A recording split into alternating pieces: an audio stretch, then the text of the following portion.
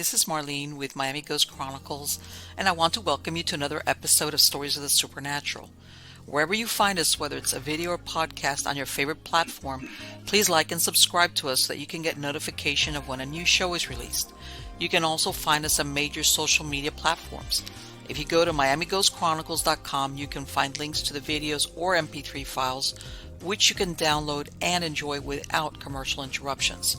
If you're into classic horror, ghost, and adventure stories, I narrate Nightshade Diary, and you can find links at nightshadediary.com. If scary stories are your bag, and listening to encounters with cryptids, ghosts, dogmen, and other weird creatures sends a shiver up your spine, then go to supernaturalstorytime.com for links to our weekly podcasts. Noteworthy news about the paranormal world, true crime, conspiracy stories, and anything that is just plain weird can be found at eerie.news or visit the Stranger Than Fiction Stories tab at miamighostchronicles.com. Please subscribe to my newsletter on Substack. Just go to mppellicer.com for a link. I want to thank you for being part of my audience, and I think you are all wonderful. Hi, everybody. Everybody's doing good, I hope. I'm doing good. Everything is good. Even though I know this show is a little bit staggered, whether you listen to the video or see the video and the podcast, we're coming up on Halloween. We're about 10 days out. And like I said before, I'm going to do a live stream on Halloween. And I'm even considering, one person was saying, do the 1980s nostalgia tour of, because, the 1980s had all those crazy movies that came out, like, Friday the 13th, Michael Myers, you name it. That was like, yeah, they made a lot of movies after that based on that. But that was like the, how can I say, that was like the start of a lot of these characters that became like pop icons. So yeah, I might do the live stream, something along those lines. Like I said, there's a lot of nostalgia when it comes to Halloween. Sometimes it was just as simple as going around and trick-or-treating, and nowadays it's just a different thing altogether. But let's see what I put together. So don't forget, even if you get this after the fact, I am going to have a recording, both the podcast and the video version of that live stream, so you can go back and look at it. And again, I want to remind you to sign up for my Substack newsletter, because again, on there I announced when I was giving away the free books on Amazon for the last book that I released on October 4th, The Phantoms of the Follies. And that's usually where I announce, like, whether it's live stream, book giveaways, new projects, requests for ideas for titles, even, storylines, anything. It seems to me like the Substack newsletter is great. Plus, usually I also include, besides crazy little articles here and there about weird stuff, I'll pull out some of the older video of like maybe 5 years ago that are still super interesting, from great guests. But anyway, there's that. And don't forget, my chicken stuff is on TikTok. That's all I do on TikTok, just strictly chicken stuff. Just look it up as Chickenista Lady, and you will find me there. And I post all my adventures in chicken land. So anyway, guys, let's get on to the good part. The good part is who the guest is today. And this gentleman, this is his first time here on Stories of the Supernatural, and his name is Bobbie L. Brown. And him and his wife Sara reside in Southeast Montana. In 2010, Bob was led to serve in the field of the paranormal and begin his investigations. He started Dweller in the Cellar Paranormal Investigation in 2013 with the focus of helping those who need it. He wrote a book, The Paranormal Hammer: Clear Answers in the Murky Realm, in this year in 2022. And this book is a culmination of years of research and experience. Help me welcome him. How are you doing today, Bob? I am excellent. Thank you for having me on your show. On the It contrary, is it's my good to be pleasure. here. Yes, it's great. I'm going to ask you I've what been I ask looking. everybody, because it's like, Okay, how did you get involved with this? Because I know everybody's got a different road. how do I know? It just happened, and Okay. I think uh, when we have a paranormal experience, I think a lot of us don't even know that it happened. Yes, I You agree. know, um, and I did a little research on you too. I was watching your show because I thought, well, I want to see how she interviews and things like that, and so I do have some questions for you about that. Sure, sure. Um, but how I got into it. my wife called me. I was working away from home a couple weeks at a time during that uh, time of my life, and she said, "Well, you want to go to a haunted house when you get back?" And well, shoot, I don't know. Okay, and so we went over there, and we didn't have voice recorders or anything like that. Sure. I had never even watched a paranormal show at that point. But the one of the ladies that went with us, she had a ring on a necklace, and so we'd ask questions, and we'd ask when we'd ask a question, that ring would be going clockwise, and then it would stop and go the other Okay. way for a no or yes or whatever it was supposed to be, and that's really what kind of piqued my interest, and so that's how from there I started watching some of the paranormal shows on TV, Mm-hmm. and I thought, well, that is really cool. I would like to try and you know get pictures. I want to go because I've got the elk in the background here, and Yes, I I see that. I I've been hunting since I was a little kid, but Okay. so ghost hunting isn't really that much different. The only thing is, you're not bringing any meat home. So, but the excitement is there, the adrenaline is there. When you get that Okay. capture, you have that occurrence, then yeah, I mean it's incredibly exhilarating, and it's always a surprise. And we see the same thing when we're hunting, like when we're hunting varmints or things like that. It's you never know where they're coming from, when they're coming, and sometimes you've been there a while and you stand up and they've been there the whole time. And so it's the similarities are so Don't close. you ever have moments of no shows, nobody shows up? It's like Yeah, almost all the time. There's more of that than there is the other. yeah. So Yeah.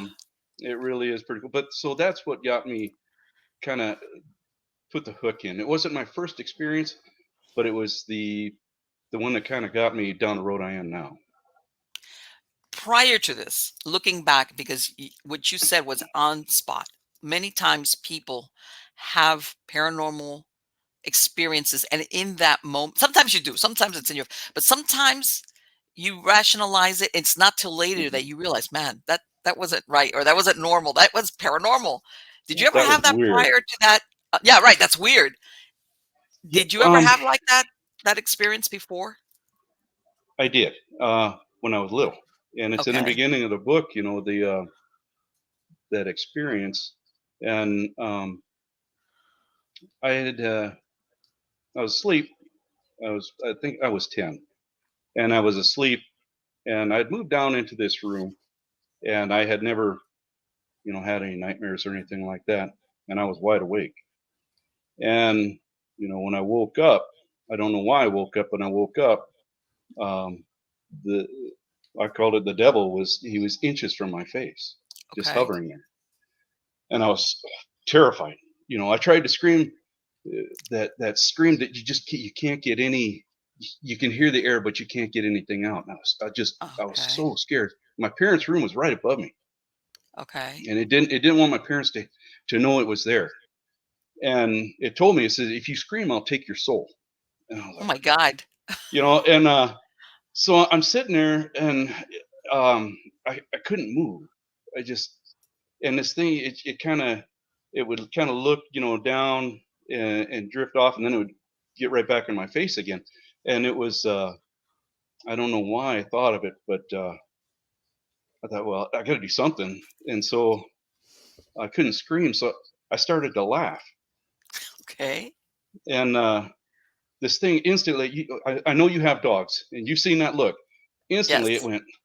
You know, it Uh-huh. cocked its head and looked at me, and I just kept laughing, and it just kind of moved off slow. And I remember it drifted off into the corner of the ceiling there, and I never saw it again. And you know what? And That is I have to admit, people don't think that laughter does that, but it does when it comes to the paranormal. I didn't know what to do. I was so Let me ask terrified. you, I'm gonna interrupt you real quick. You Okay. said you moved into this room. What was it? You had slept somewhere else before and you Well, went there or what? my sister and I had shared a room up to that point, and Okay. so I moved into this downstairs room, and I loved it down there. It was. It was Okay. great. Um, it was an older house, but we never, we never had any problem. Of course, in the '70s, you didn't know nothing about the Right, paranormal. but prior to this, you had never had any No, experience. It was after you went into that room. yeah, and that was the only time it happened.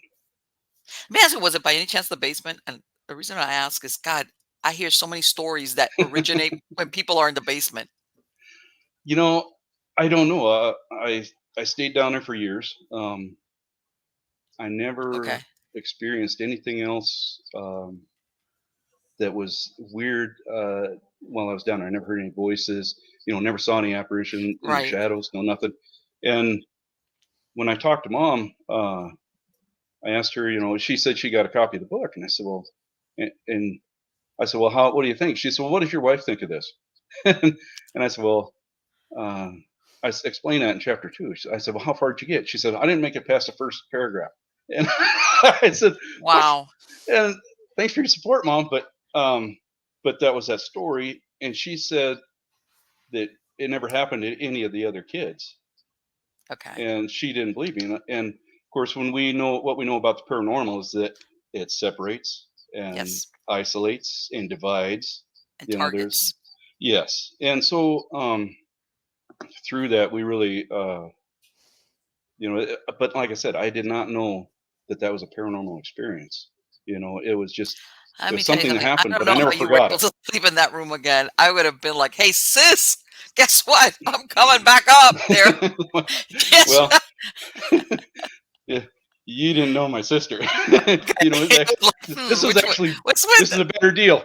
There's a better deal. Okay, that Yeah, speaks you know, volumes. but no, it was for a while. It was you go downstairs and you're looking around over your Oh, shoulder and sure. stuff, but after a while, I just forgot about it. I didn't forget it that it But happened, but but it it slowly just it never. fades. It Yeah. fades the that anticipation of like, oh my God. Hmm. Yeah. And so, but I had a question for you. So Sure. the I watched the haunted hospitals episode. Yes.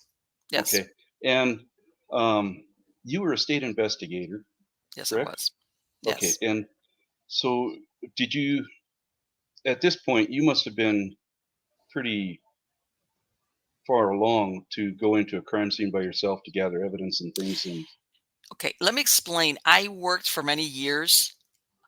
I used to work weekends. And the reason why I did that, my we were the only team that worked the weekends, and we would have a rotating on call. Usually we worked till like 7 or 8 p.m. And if a case came in that was considered very like something along those lines of what's depicted there, a child death, mhm, it would demand an immediate response. So we had a rotating wheel. There was 5 or 6 of us on that team come and go. mhm, So every weekend we would have a two-man, like you go first and you go second. All right. okay, mhm, Which means after hours, we would have to respond to wherever it was, a mhm, hospital, a scene of whatever, et cetera, et cetera. So yes, okay, that's why we would end up working um, a lot of times those weird hours because of we were that one specific team that just did that work, which by the way was difficult because everybody else works that regular what do you call it, government 9 to 5 Monday through Friday deal. yeah. So everybody's closed when you want to call somebody. That's exactly, believe it or not, that's exactly what it was. Yeah, It's yeah. exactly what it was. So it was I don't want to say we were a specialized team, but in a way we were, because we were handling um, again something that required immediate, usually meant a really bad case. Hmm. Otherwise it would wait till the next morning till everybody came in, and then they would just handle it on a regular basis. But something like that, yeah, whatever you had to, like, you got a phone call and you had to go. So did you have to testify in cases and things? Absolutely, of course. You Hmm. have to give forensic evidence. Absolutely, you do. You have to talk about, in other words, when you do these, people, don't realize, especially like in Florida, that we have what they call the sunshine laws, which means everything is transparent, with the exception of sometimes when it has to do with a minor, that they will Okay. not, Hmm. they'll not disclose names or stuff like that. But otherwise, there's transparency with court records, and everything you put together as an investigator. is subject. You have to testify in court. And, in other words, and when you're basically writing up something to turn over to the courts, as far as what you find, Mhm. you have to be accurate, because Yes.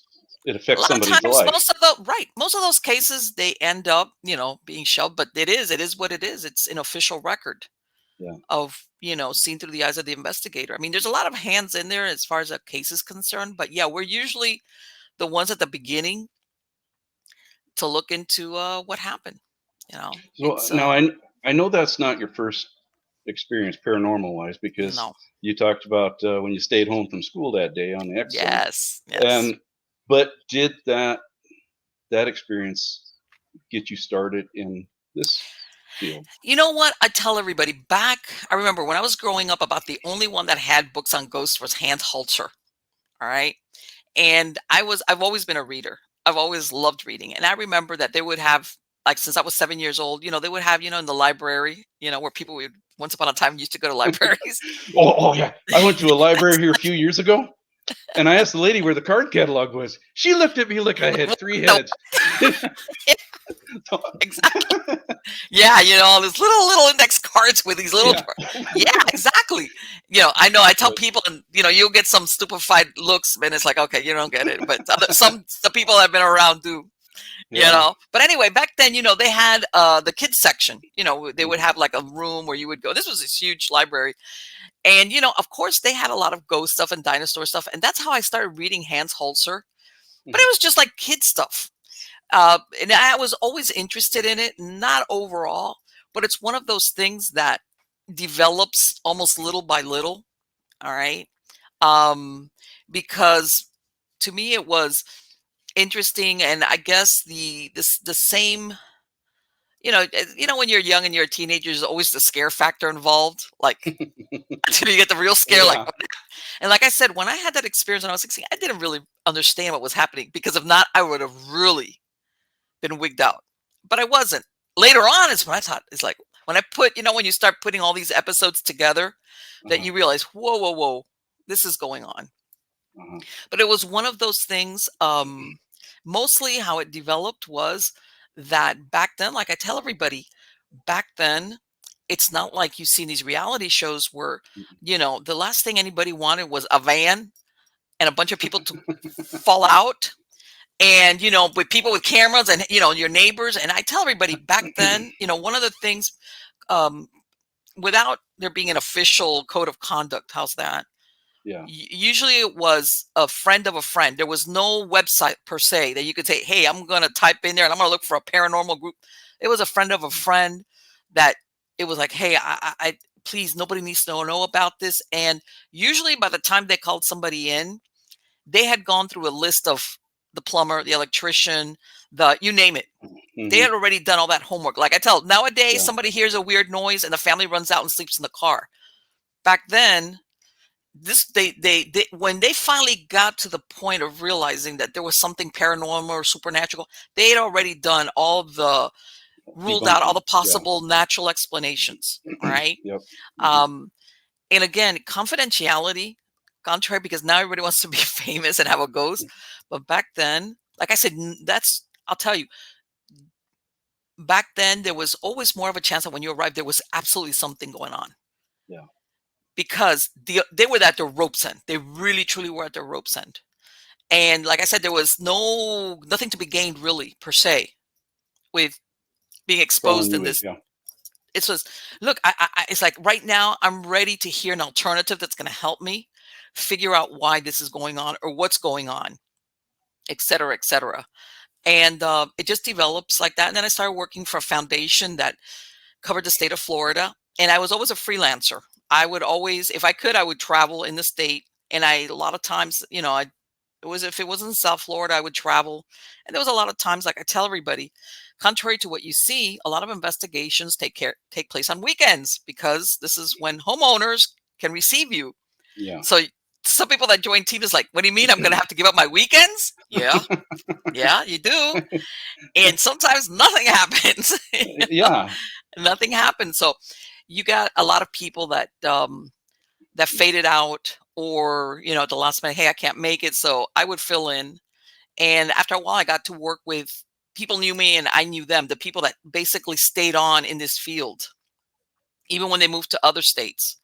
I've gone to other states and done other things. And like I said, you just like every other thing, every other interest, people network. People that stick around after a while, everybody networks. Hmm. And you call each other. What do you think? Or hey, I need some help. Or hey, I'm short a person. Do you think you can come and help me out? I just need somebody there to observe, to take a temperature reading. And again, Bob, this was like I tell everybody, this was long before there was so much introduction of gadgets. And tell everybody, believe it or not, the best instrument that a paranormal investigator can have is a human body.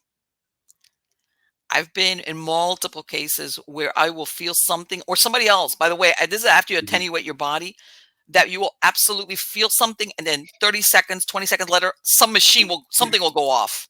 Hmm. But you felt it even before. Um, so yeah, that's one of those things that develop. And like I said, in my experience, the more severe or the more, what's the word I'm looking for, authentic Hmm. in experiences, the more desire there is for privacy from who's Yeah. ever involved or having that experience. You There know, really, and really is. when you talk about the body, in my years of hunting, so I hunted with a bow for probably the last 17 years, and so you're really, really close. And some of those animals, when they come in, they are so close, and they might not know you're there, but they know something is there. Sure. And Hmm. and you can see they are antsy, and they don't, because if they smell you, they're gone. I mean, Right. instantly. But they know something is near, and they can't put their finger on it, and so that you can see that they'll snort, and they might they'll be looking. They're always on the alert, and so um, in the paranormal, it's the same thing.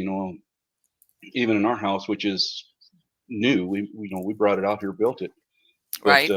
we've had things happen, and there's been times where I know something evil was in the room, and it's just like, okay, Lord, and pretty soon it goes Well, away, once prayer starts. But you get, and a lot of times I've told, and I'm going to say this, Bob, because I know a lot of times, and, and I think that not all the times, but in some cases they overuse the word demonic.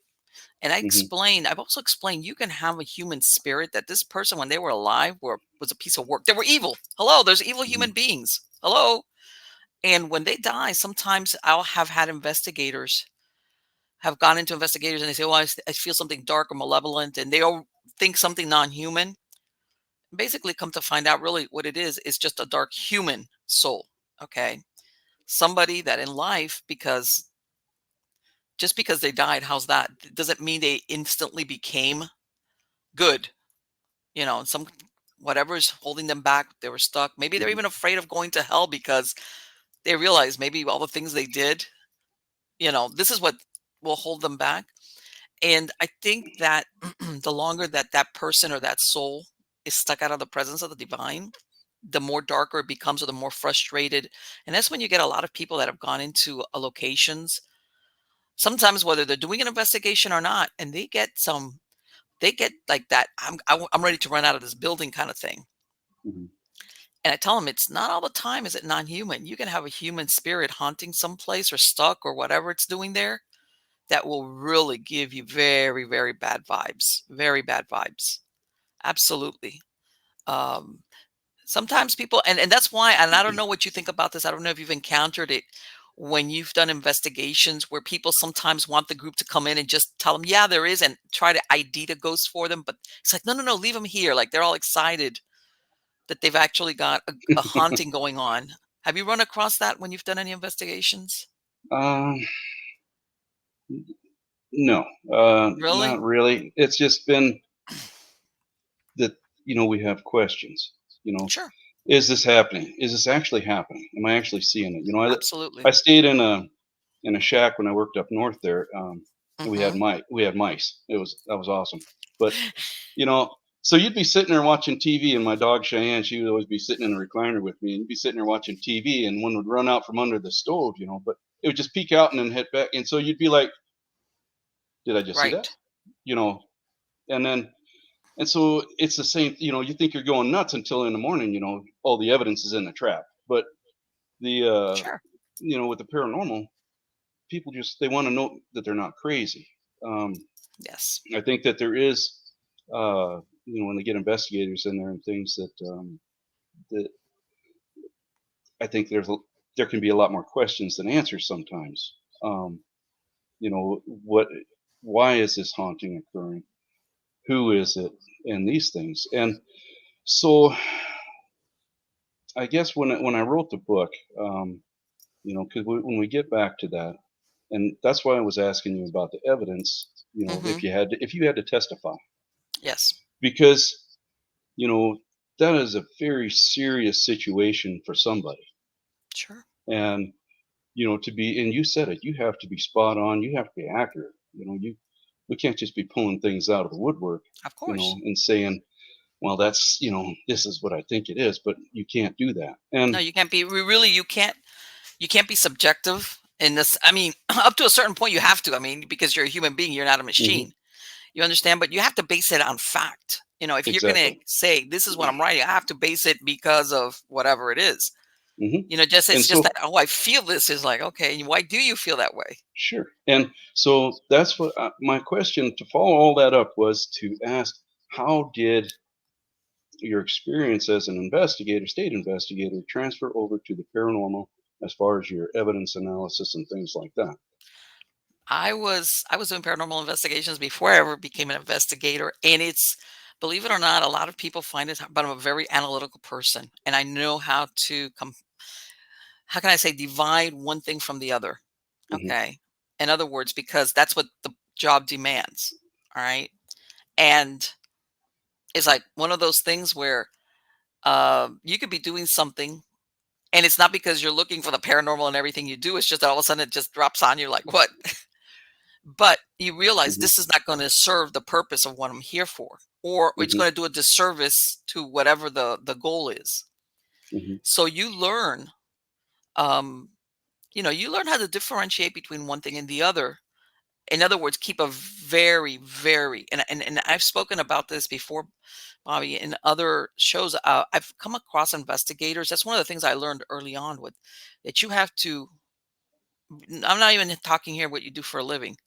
That you have to have a very strict boundary between your personal life and hmm paranormal investigations.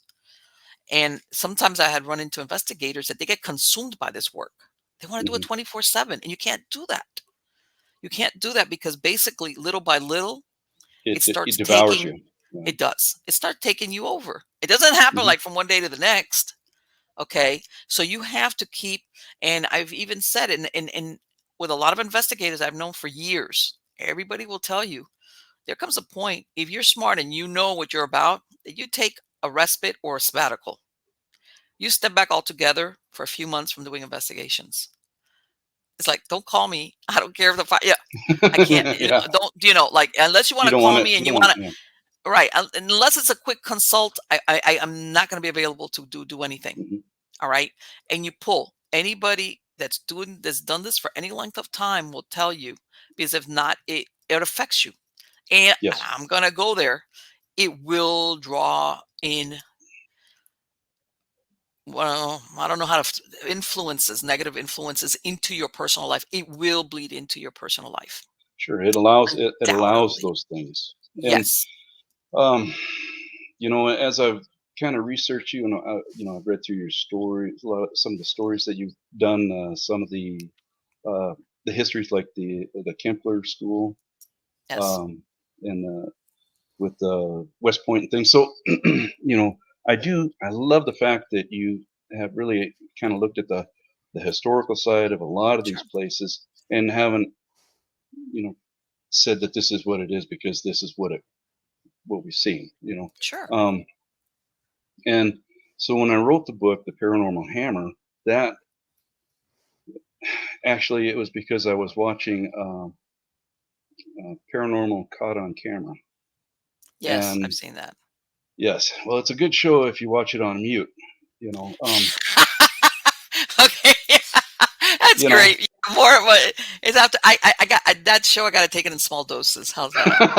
'Cause I yeah. do. In fact, I can't hardly do it anymore. So, Yeah. But it so grieved me that people would say, the experts would say, energy, when why are you saying that?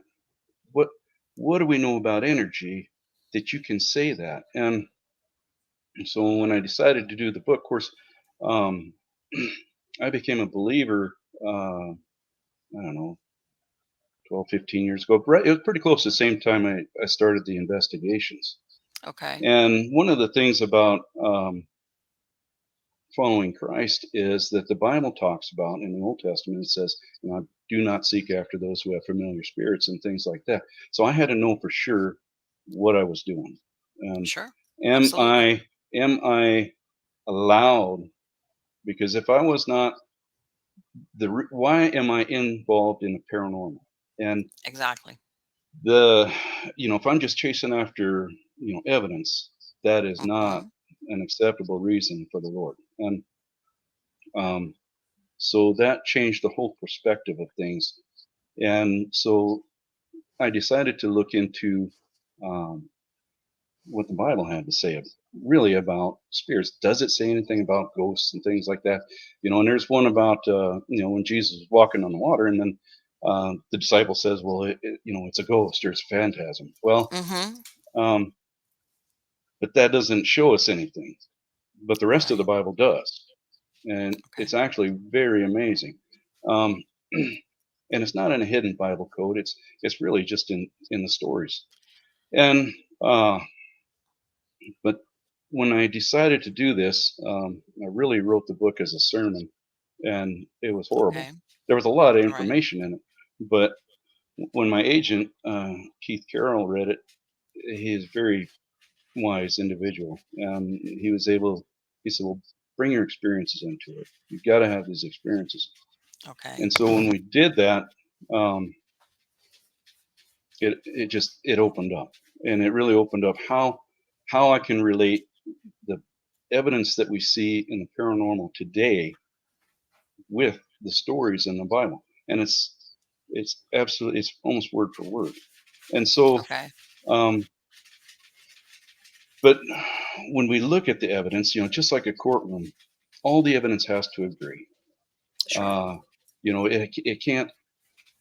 But there's also circumstantial evidence. We have to the culprit, the perpetrator, has to have the ability. He has to be available. He has to have the motive. All these Right. things have. Exactly. You have to base it. Hmm. Well, but see, this is the difference, though. When you're doing, let's say, an investigation in the material world, you have concrete. You should have concrete evidence to show something. Whereas when you're dealing with the supernatural, it's not an on-demand thing. Okay. Exactly. That's Exactly. why I tell everybody, hey, I know these shows. Hey, you cut it out. Who's that doing that? One of my crazy dogs decided they want to scratch, make a hole to China. But anyway, I tell everybody, these shows, they got production teams and they Hmm. spend days there, and that's why every time they go, something happens. But I said, you could go to 1 week to do an investigation, nothing happens. You go the following week, and when I used to work with a foundation, they would first send out a scientific team Hmm. and try to disprove if there was anything paranormal. In other words, they wouldn't Sure. go in there right away thinking it's paranormal, Hmm. and only depending on what they found the first time would they send somebody another team. And who is that? Who is that? It's like, come here, Trouble. Of course, how appropriate, right? That's her name, Trouble. Then the Trouble. Well, Then my dog is named Fiona, and they just had named a Category 4 hurricane after her. You saw it, I I know, think. So. I know. Let me tell you something. When Andrew came through, my son was named Andrew, and he was like, "My son, my name," and it's like, be quiet." But anyway, the thing is this, that sometimes I've gone and the scientific team will tell me, and then we would go in there and it'd be like, what you guys didn't pick up? Sometimes things happen Hmm. and the timing is off for some reason. Just Sure. something is not there. You can't reproduce it. You can't go to a lab. That's You what I'm can't say, saying. hey, I'm going to have this happen. Here it is. It just doesn't work that way. And that's why paranormal investigations in and of itself, I tell everybody, the only way you really ever learn is by field work. You Mhm. could look at shows, you could read books, you could do this. That's great. I don't, but you have to do the field work and go through the boring ones and go to the ones where nothing's happening, or go to the one that you say, okay, you have a great imagination, but how do I gently tell you that that's all there is here? Um, and then to something that, whatever it is, the field work, because it's very elusive, Mhm. elusive, for a Just variety of reasons. It, just like it that could be elk back anything. there, Yeah, and it so is. okay, I've told so people, and you could okay. have one. I tell them, it could be as simple as you have one investigator that looks like somebody that spirit knew in life. One person just looks like them, and it will trigger something. Not because you confront it, not because you ask questions, not because you do that. That, hey, all you need sometimes is one person that wasn't there the first time that comes in, and they bear a similarity, they have a beard, something about them triggers a response, that all of a sudden you get all this information. Plus, I tell everybody, whenever you have a paranormal team come in to do work, if you think that the only ones that are there, or who are supposedly in there, are the ones there, no. Especially being insensitive, you're going to put out an Mhm. all points bulletin that any free floaters are going to try to show up, because they're desperate. A lot of them are desperate to communicate. All right. And that's why sometimes people get disjointed or unusual EVPs or stuff like that. They're like, what? And it's like, what? Do you really think that the only thing that's here is what's supposed to be here? No, no, it's not. On the And that's contrary. so the I'm the sorry, go ahead. paranormal. Sure, the paranormal is. It's not like we can reproduce an No, you experiment with can't. boiling water. But Mm-mm. what if we could? What if we could? Oh boy, that would show. Now, Okay, you know now what? hold on, There's too hold many on. people making money on these paranormal shows that will I buy know. you out. All right, so I say you shut up right now, or um, put my cards on the table. And Right. so in the paranormal, um, when I the the one investigation that I put in a book, well, there's two of them, but one, uh, we had several things that happened. Hmm. Okay, and you'll recognize these from any haunting. So Right. when we went in there, we went into the Hotel Alex Johnson in Rapid City, South Dakota, Okay. and they've got a ledger like this thick, full of stories of people who've had things happen. Okay. We talked to a bartender up there. He said a whole slat of glasses just flew out one day at 10 o'clock in the morning. The bar was closed, and Okay. he was, But anyway, so we went in there, and it was my first attempt to capture evidence, and I had several full spectrum cameras, and I had just the regular video camera. Um, and so while we were there, or as we were leaving there, my wife developed symptoms where she felt nauseous, you know, and of course that could be food, that could be, just about anything.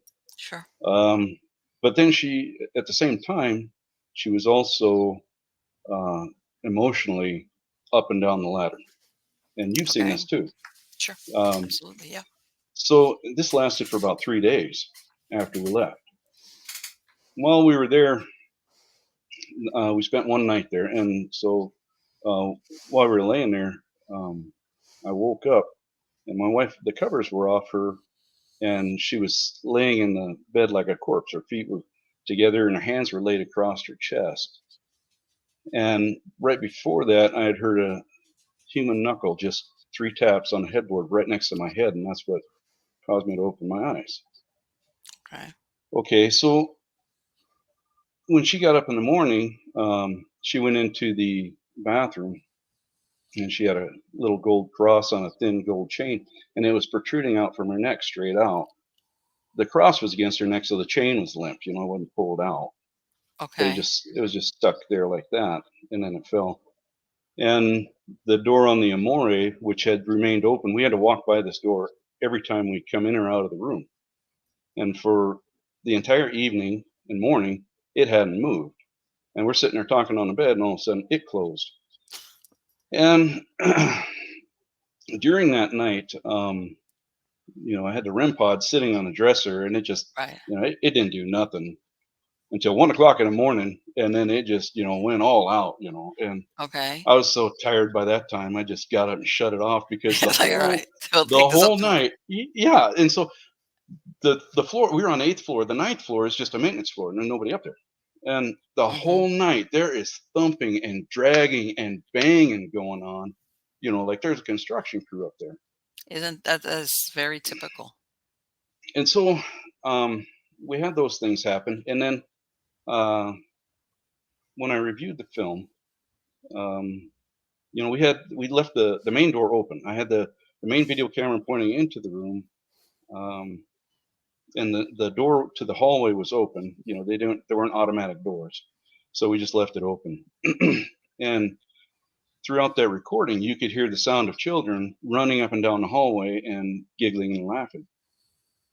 And then later on in the film, or on the one of the full spectrum cameras, um, this was the real shocker, is that while I was laying in bed, I had it pointed toward the bed, and you can see the shadow figure manifest from the left side, right next to me.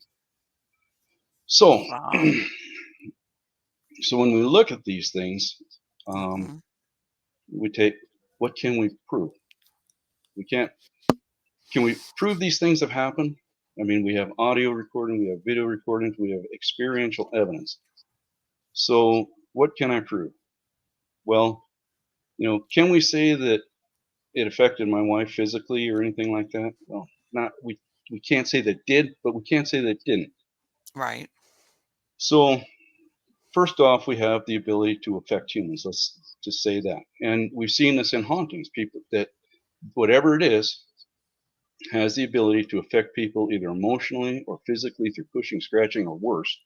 Yes. So we have the ability to affect humans. Second, we have the ability to make or understand human noises, and that is when we get an intelligent response to an EVP. We know the Right. sound people make when they're running down the hallway. We know the sound of children laughing. We know Sure. that's not horses or dogs or cats or a squirrel on the roof. And so that's the second thing. So we've got ability to affect people. Uh, we've got ability to make human noises or understand them. Then we've got the ability to affect the physical environment. And you've seen this too, where moving objects, cold spots, smells, things like that. So then we've got the fourth thing is the ability to manifest from an invisible state and become Right. solid. And you saw that in the haunted hospital. Yes. And so the fifth thing is the ability to affect the electromagnetic field. Yes. So we've got these five things, and in the book I call them the big five. These five things occur in every single haunting. And so the one thing that the big five gives us is repeatability. It gives us something to look at that happens in every haunting. So now Right. you and I have discussed the spontaneity of Right. paranormal and hunting. That means that it's not energy. We know about it, as much about energy as we do about marshmallows. And if I told you a ghost was a marshmallow, you'd think I was an idiot. Right. I So, know exactly what you mean. so, but we can't say something is something if we don't have something to back us up. Sure. And so when I'm looking for a creature that can do the big five, you know, a physical creature that we see on Earth. There's no physical creature that we know of that can do those five things from an invisible state, because the creator of that phenomena could not be seen in our room. Whether it's a knuckle Right. tapping or doing the necklace or making the footsteps or anything like that, we Right. couldn't see him. So the creature that we're looking for has to be able to create the big five from an invisible state, and that's got it. But the creature to do that has to fulfill not just the forensic evidence that we have in the big five, has to fulfill uh, motive, availability, and ability. Yes. And so when we look at the evidence that we have in the paranormal, it can be accounted for. And when we it gives us that ability to look at something, to look at a haunting and say, okay, these 5 things are occurring. Right. You know, whether I've got 4. I don't have the electromagnetic. You know, I haven't tested it, and so I've got 4 of them. There's a pretty good chance that, okay, if you got those 4, you know, and you've done all the looking at you know, shadows, lights, you know, everything like that. You know, you've checked your home out, had people check your home out, Sure. and that you either have a haunting or you don't. And so that evidence should lead us, just as in a criminal investigation, should lead us to our perpetrator. Exactly. And so, But but what? the thing is, well, it depends, because let's say let's go to the let's go to let's say let's compare, like you said, to an investigation, like a real investigation, Hmm. in a criminal investigation, whatever. Usually, there's much more to go on as far as identity, which leads to motive, and motive as in your suspects. Okay, who would benefit? Which, by the way, in crime, usually the most difficult is stranger on stranger crimes, because it's very difficult to figure out who did this, what motivated the person. You know, those sometimes are the most difficult crimes to figure out, unless, you know, there's some type of evidence, because everywhere you try to find, like you said, the motive that Hmm. will lead to a suspect, Sure. And it's so not in there. so in a criminal investigation, they take the backlogs and the bookcases and all the cases, and they look at them, and they Sure. look for trends. They look for trends. Um, you know, and I don't know if it's really true, like in the Blind Side, you know, that they're doing the bodies under the Tennessee field, but you know, they check bodies for the decomposition rates in different atmospheres and in different Oh, you environments. know what? They've had, you know, they've even had, this is the thing that, yeah, you know, that even in Gainesville, they have here in the university, they've tested where they've put out human bodies that people have, Hmm. you know, gone ahead and given their bodies over for science. And they've put them in different circumstances to see how they decompose, Hmm. different times of the years, you know, put them in a trunk, put them under a tree, just to see how fast and what Hmm. type of insects, what occurs. All right. But, you know, that can be thrown off sometimes, the cold weather, or if that body's ever been frozen, you know, to throw Hmm. the timing off as far as the composition. I mean, there's a lot of things, but that is Sure. so solid as far Yeah. as evidence. When you're talking to supernatural, usually the first thing you look at is, okay, unless somebody's seen something and they can describe it, it's like, who lived here? You know, who would be the usual suspect? Somebody that lived here. Let's start There with you that. go.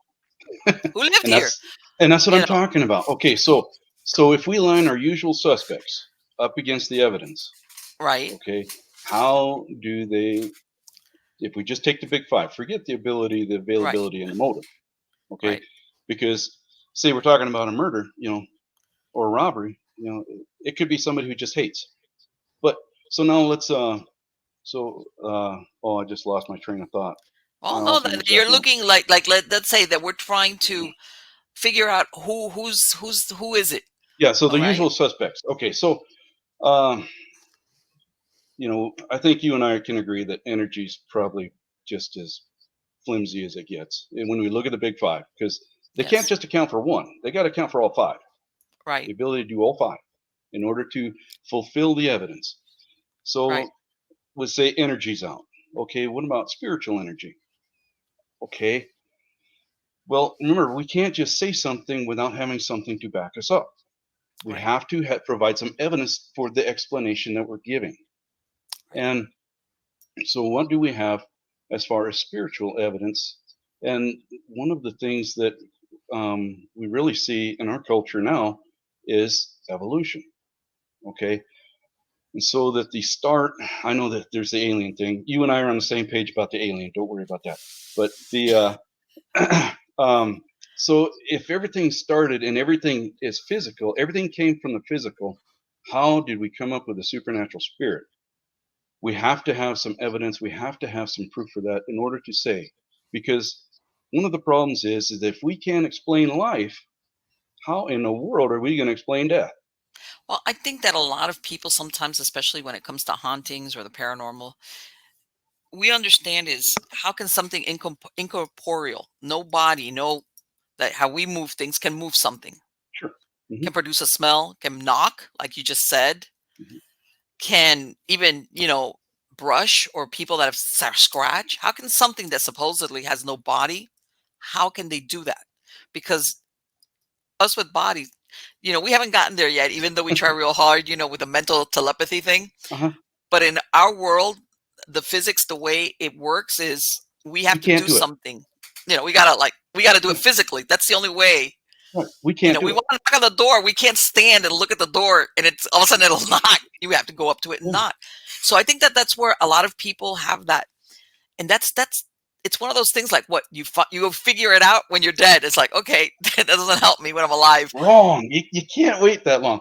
Um, right? Of course, you know, so, and I think that's what we look at the paranormal is we see it of course. from what we see. We take the natural and well, it's got to be like that because we know only people can make human sounds. Only people can understand human Yes, sounds. I yes, mean, you can train a parrot to say, probably want a cracker or whatever, but you know, you can train your dog to come to its name and maybe even get him to sit once in a while. Um, but we know that only people can do this, or can they? And so that's what we got. We still got to find that creature.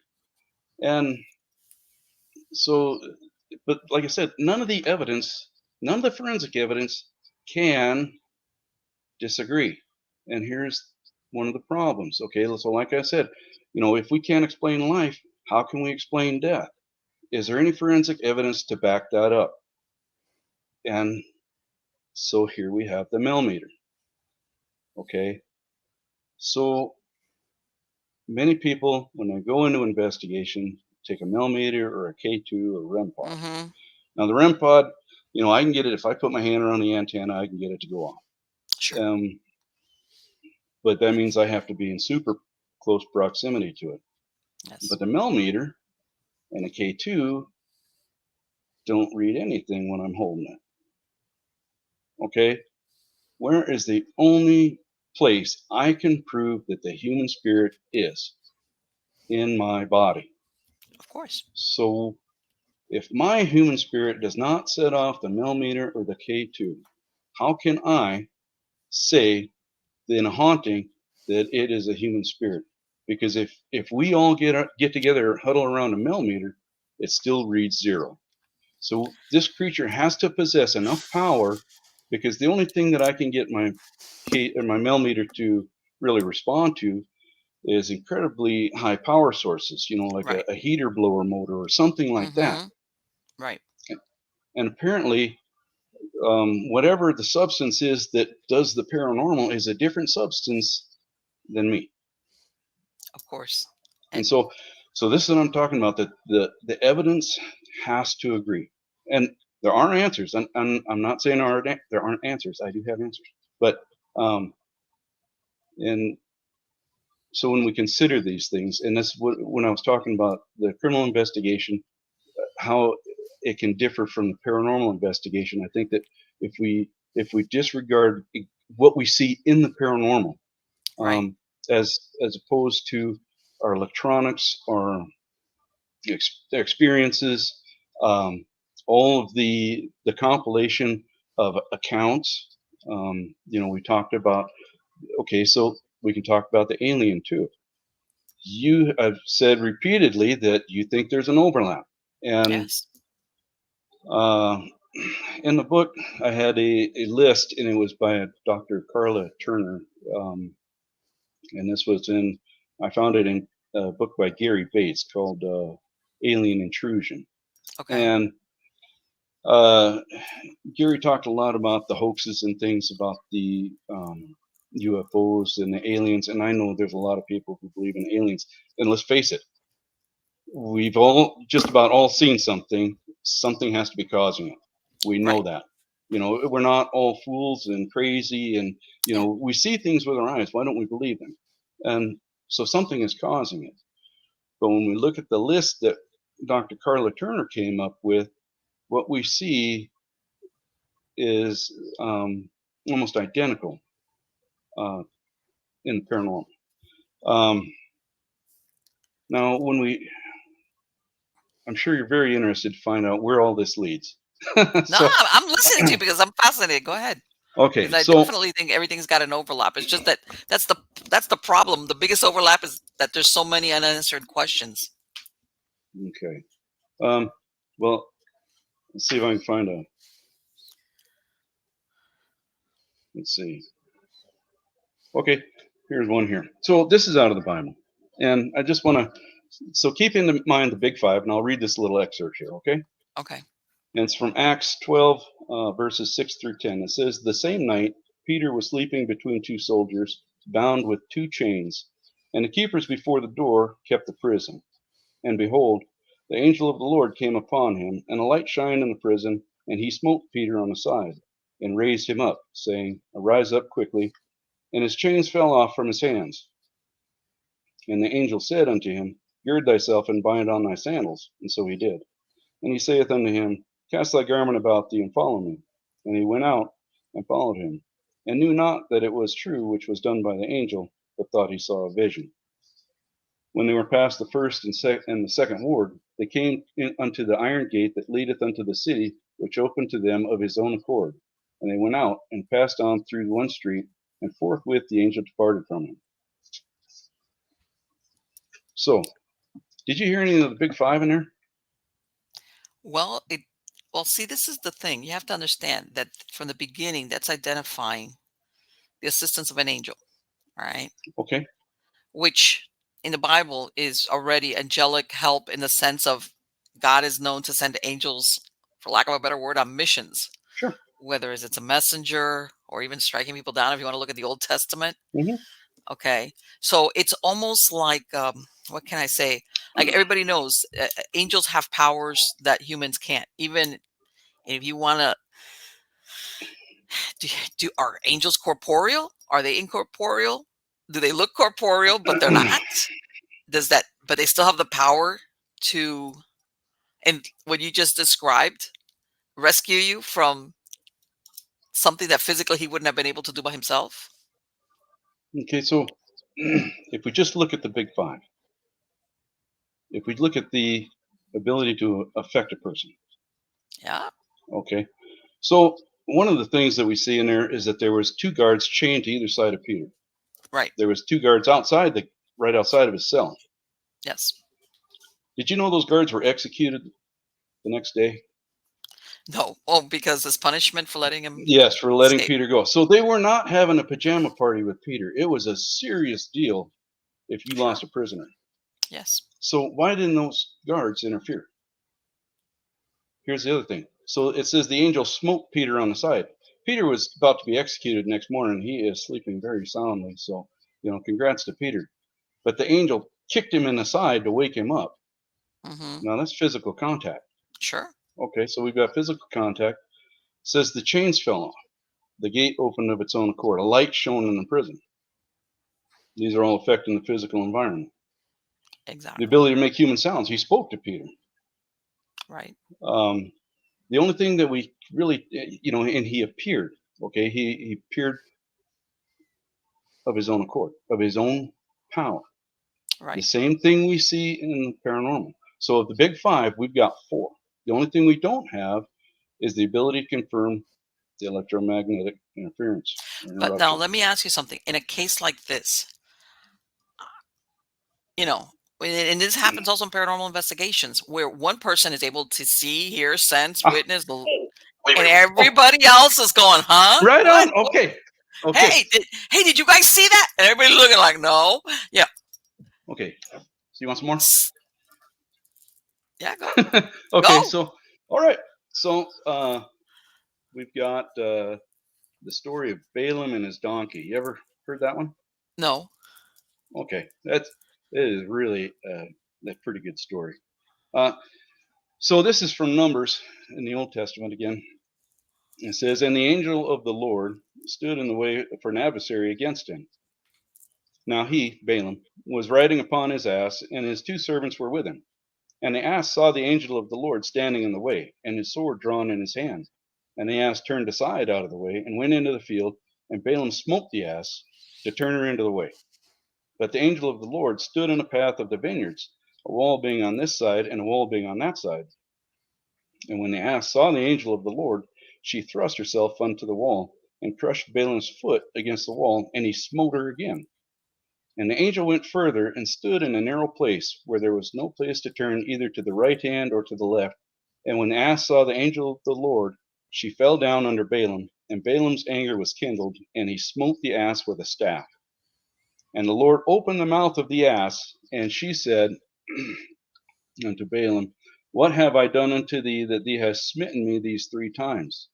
And Balaam said unto the ass, Because thou hast mocked me, I would there were a sword in my hand, for I would now kill thee. And the ass said unto Balaam, Am not I thine ass, upon which thou hast ridden ever since I was thine unto this day?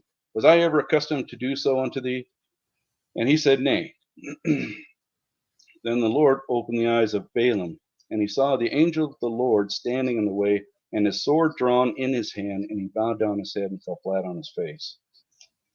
So, I don't know if dogs will talk in heaven, but that is a pretty Let me cool tell you story. something. If I had an animal start talking to me, I'd be like, "What?" Well, it didn't even phase Balaam, he Yeah, starts this talking happens all to him, the time. I'll beat you, You know, and it's like, Mr. Ed or something. I'd It's have like, been, I'd have no, been freaked out right Wilbur. there, Uh, uh, So, no, that's what I'm saying, and I know that it's like what this is like run of the mill. Your animal talks to you and asks you why you hit him. It's like or hurt her. yeah. But it's like okay, right about then. But in other words, and then it the ability to see what was obviously what the animal was seeing. Okay, so we see this in the paranormal. We see animals react to things. Yes, Children see things that we can't see. It's very yes, selective. We also see this in the alien phenomena. yes. And Dr. Carlos or Turner's list. Let's see. Let's flip over that real quick because she had a list of 12 things. I'll just kind of run through this for you. The aliens can alter our perceptions of our surroundings. They can control what we think we see. Yes, I've heard They, of they that. can be present with us in an invisible state, or they can make themselves only partially visible. I got something for All right. that too. Uh, let's see. Abductees receive marks on their bodies. Uh, let's see. Female abductees often suffer That's a big word for me. Um, Gynecological. there you go. Problems. A surprising number of abductees suffer from serious illnesses they didn't have before their encounters. Right. Um, see, abductees often suffer more than one sort of alien during the or encounter more than one sort of alien during an experience, not just the grays. Every possible combination of a gray, reptoid, insectoid, blonde, and widow's peak. Um, abductees report being scoffed at, jeered at, threatened by their alien captors. Sounds nice, doesn't it? Um, let's see.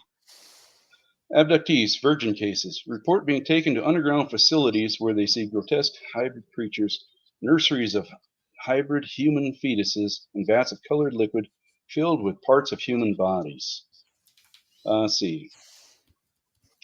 Also, aliens come into homes and temporarily remove young children, leaving their distraught parents paralyzed and helpless. Remember the guards with Peter. Um, let's see. So How about the there, stories of changelings? changelings. Okay, so like I said, can during an encounter they see many different kinds, and so when the angels in the Bible, so like when they went down to Sodom, in the story of Sodom and Gomorrah, so they went down to see if there would be 10 righteous men, 10 God-fearing men there. Well, when they went down there, the looked just like men, and so the men of Sodom decided that they wanted to rape them. And of course, this led to Lot being taken out, and then the destruction of Sodom and Gomorrah. Um, so, when one of the things that in the Bible tells us, be careful to entertain strangers because thereby many have entertained angels unawares. They can look just like you or me. Sure. Um, there's a lot. So, what can an angel look like? And so, one of the things that I believe. I didn't, most of my life I grew up with evolution. But Hmm. even when I came to believe the Bible, I thought, you know, how do we, you know, I'm looking at the timeline of the Bible, I'm looking at dinosaurs. I'm like, how in the world does this match up? Where does this fit in? Yeah. What comes first, right? What's true? Okay, so I really studied creation science, creation, just the story of creation, and uh,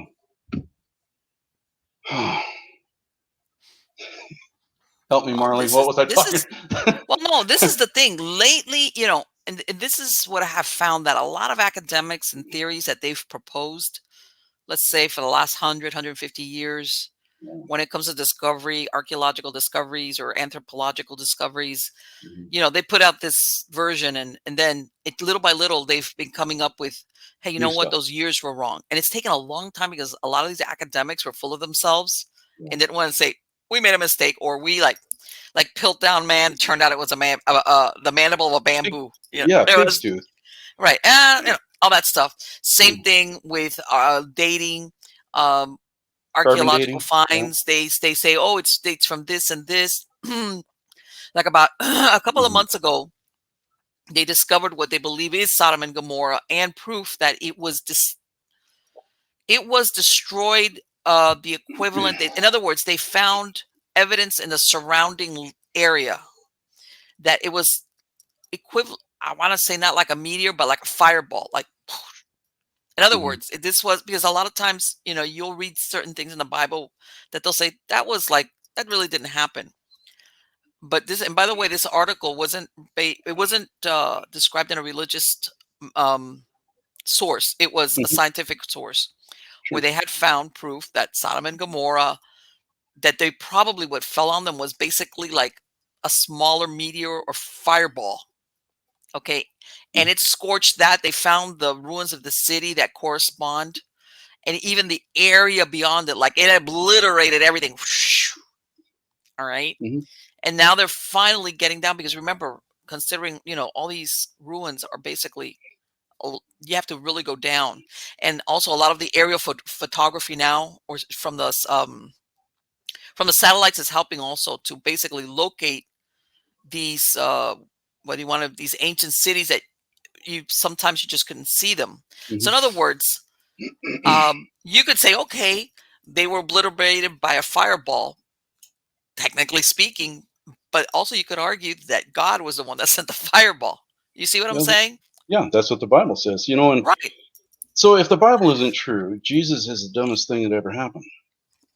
Well, Because, well, no, hear me out. Because if if the creation story isn't true, if sin isn't real, right. then Jesus was a deluded lunatic.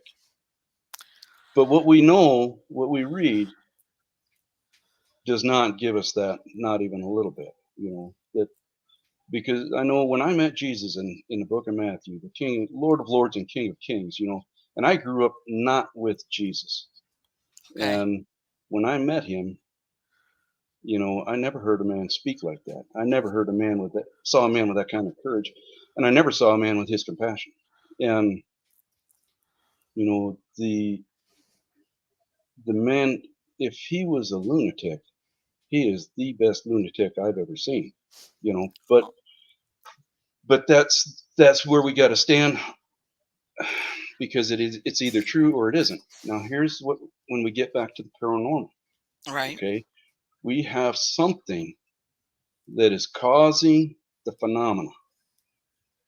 The in those five things, those five categories, we got something causing those phenomena. Okay, it's not our Well, imagination. this And is what the we thing. see, If you go by, and like I said, unless and even then, near death experience will tell you, the mm, ND ears that will have that there's an in between place. You don't, your physical body obviously doesn't work anymore. well, why do we say that? Because Well, remember, we can't say something unless it we have depends. Okay, something to tell us. we term death in, the official is when the body, and then I know, as a matter of fact, I was talking to somebody before, it was when the brain would cease to work. That was Sure. basically. Physical death. the litmus test for that somebody was dead. Hmm. All right. You remember once it was the heart, then they said no because, the brain, you can have brain activity. And I even heard Hmm. that they've even brought back people that have had zero brain activity. They've been able to resuscitate them. Hmm. But I know that there's a point where you say, okay, this body cannot sustain life no matter Sure. what. That's it. Sure.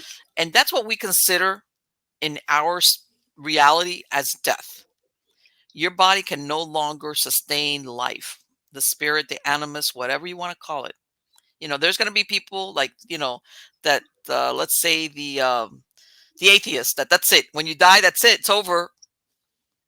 And then, you have the agnostics and then Let's people put it that like believe. this: they used to be atheists. Yeah, then they So, get the big surprise. yeah, Well, surprise, exactly. But the ones that think that your you or your Hmm. existence is finite, and once your body is done, that's the end of you. That's it. Well, There's and no more okay, consciousness. so if that's the case, and I'm going to say something. Well, I'm not going to say it. But what Yeah, go more ahead. value are we than a bug? Of course. I mean, it all depends. Of And course, so, life is so, life is life. so the Bible tells us in Genesis chapter 2, and it says that the Lord said, "Let us make man. Let him make him in our image, after our likeness." And so, when he formed man of the dust of the earth, and he breathed life into him. So, what is life? Is it breath? When does life start? This is the big argument with abortion and things like that. When does life Right. start? Exactly. What is life? But we also got to understand what is death, because Wow. if the world is millions of years old, okay, now hear me out. No, but So are you talking physical death or spiritual death? I'm If there's talking such a thing, I'm talking physical death. physical Okay, death. so Physical death is when the body, whether you're an animal, an insect, or a human being, that body why? cannot is not animate anymore. Why does that happen? Is it natural Normally, causes? it's because you would either think injury, okay, or Okay. whatever is needed to maintain whatever it is that sustains life, whether it's your heart, Mhm. your circulation, your brain. You either have a grievous injury, or from, let's say, old age, stuff wears out. Something eventually goes, like your car. There's always you could take great care of it. There will Mhm. always come a point where it just doesn't work Sure. anymore. And I think that's the same thing. And always the debate has been, well, what happens to us, our self-awareness, our spirit, Mhm. our soul, whatever you want to call it. Sure. And I'm asking, so I guess what I'm asking is, where are we looking for these answers? And Wow. so that's the key. Where are we looking for the answers? Are we trying to fix a truck with a Betty Crocker recipe book? If we're looking for the answers to life, and we're looking for the answers to the paranormal, what is fulfilling the evidence? Okay, And but that's what this I'm is talking this about. is this is what I have found, Bob. Sure. People, and I know that, there's a lot of mediums out there that get paid because, and I understand when people are in grieving over a person that's died, and they're Hmm. desperate to communicate with that person. Sure. And you'll have mediums that and this was even from years, spiritualism, that they'll be able to bring back the dearly departed. I Hmm. think, I'm based on my observations and my experiences and just my belief, that once you die, this body is no longer whatever. This is your moment of death. That's just the way it is. A cycle of life. Hmm. You realize there's a realization, whether the moment you're in the presence of the divine, that you realize you don't need that body. You don't need any of the material things that you need to sustain life here, because you don't have a body. Okay, so you move on into the presence of the divine. In other words, you really don't really want to have that much to do with this plane anymore, with the But how earth. do we know that? That's what I think. I think that what happens is a lot of the ones that get stuck are the ones that usually are around. The ones that get stuck they don't realize they're dead. They might have died under anesthetic, or very suddenly, or they just don't remember, or they're scared. Okay. Even if they weren't religious, all of a sudden they'll think of the heaven, and they think that they're going to be punished. And even though they're like they're still self-aware in their mind, they're thinking, when you're dead, like, how could I be? But this like this in between place, which by the way must be a horrible place to be in, is better than, if you fear something, than going to be punished or judged, whatever it is their expectations are. Because remember, just as when we're alive, All Mhm. right. Your perception is your reality. All right. And I think that what happens is that that individual, or sometimes you will have people that get very attached to physical things. And I'm sure you know people that are alive that are more materialistic than others, Oh yeah. Hmm. and they become entrenched, and it's their thing, their house, their stuff, their whatever. And they want to stay there, like that part of them wants to stay there because they think they still want it, especially if they've been, let's say, living in a house for a really long time, or just their Sure. personality. It's their personality. Or in some cases, you have what I find, which is the what motivates human beings when they're alive: Okay. revenge, anger, love sometimes, but I hate to say it. Some of the darker feelings sometimes are the biggest anchors, I think, to a human soul. Okay. Or in some cases, believe it or not, is that they need to tell somebody what happened to them, or acknowledgement, or or let's say sometimes I think things happen to certain human beings that they think either their family or loved ones that sometimes they even haven't had contact with. They want to let them know either they're okay, or this is what happened to me. All right. Maybe Okay. I got killed and buried in somebody's, under a tree somewhere in the middle of the forest. And my family thinks that I'm alive, or that I'm okay, or just like they never get that chance. And it's almost the same thing that human beings have when they're alive. And I think sometimes along that way, a human soul can kind of get stuck, held back by a variety of reasons. Everybody's different. It, So and then some, at some point, I'm sure you've heard the story about people describing where they'll have loved ones come for them, to like mhm. follow them. I've had theories where they say somebody, let's say, that's died suddenly, unexpectedly. They were under anesthetized. Maybe they were getting an operation, or maybe they were, medicated, heavily medicated. They don't. They miss the "you died" part. Here comes their mom, their dad, their aunt, their cousin, their brother, whoever comes for them that's deceased, and they're like, "I'm not going with you. You're dead." In other words, the "you died" part, they're like looking at themselves, and they're like, "No, you're dead." They still they haven't. They're like behind the part of acceptance, I guess, if you want to look at it, Mhm. of that they're so dead. so so we're looking at this, but we don't have any evidence for that. Oh, of course not. And that's why there's so many reality shows. So so what I and so that's why I say we can't say something unless we can provide some kind of Well, evidence for it. And let me tell you something. Those shows are so not built. Those shows are built just totally on exactly what you're describing, trying and to provide sure, proof. sure, okay. Um, but if I have something that has proven reliable and Okay. it testifies about this very subject we're talking about, Okay. and it has proved reliable in everything else concerning the paranormal, life, archaeology, creation, and all Mm-hmm. that, Right. should I believe what I want to believe, or should I put some stock in what this says? And so when we get back to it, we're talking about where does life begin? If it's from a alphabet soup, then there's no purpose in life. There's no meaning to it, and Right. it doesn't matter. Um, Right. but if it is the gift of God, okay, and then we get to the fall of man, where sin entered the world. Okay. So, and I think this is where we really kind of lose focus, because if sin is real, Okay. the wages of sin is death. Romans 6:23. Death is a judgment of sin. Okay. Everybody is guilty. It's not a natural occurrence. When God created the earth and everything, the universe, everything, Right. he said it is very good. There was no death. They didn't eat animals. Every plant and herb of the field is yours to eat. He gave them one stipulation: don't eat of the tree of the knowledge of good and evil. You know, Okay. but you know how kids are. Whatever you tell them not to do, they're going to go They're gonna do it. do it. That's the sin nature, and we all have it. And so, the Bible tells us that death is a judgment of sin.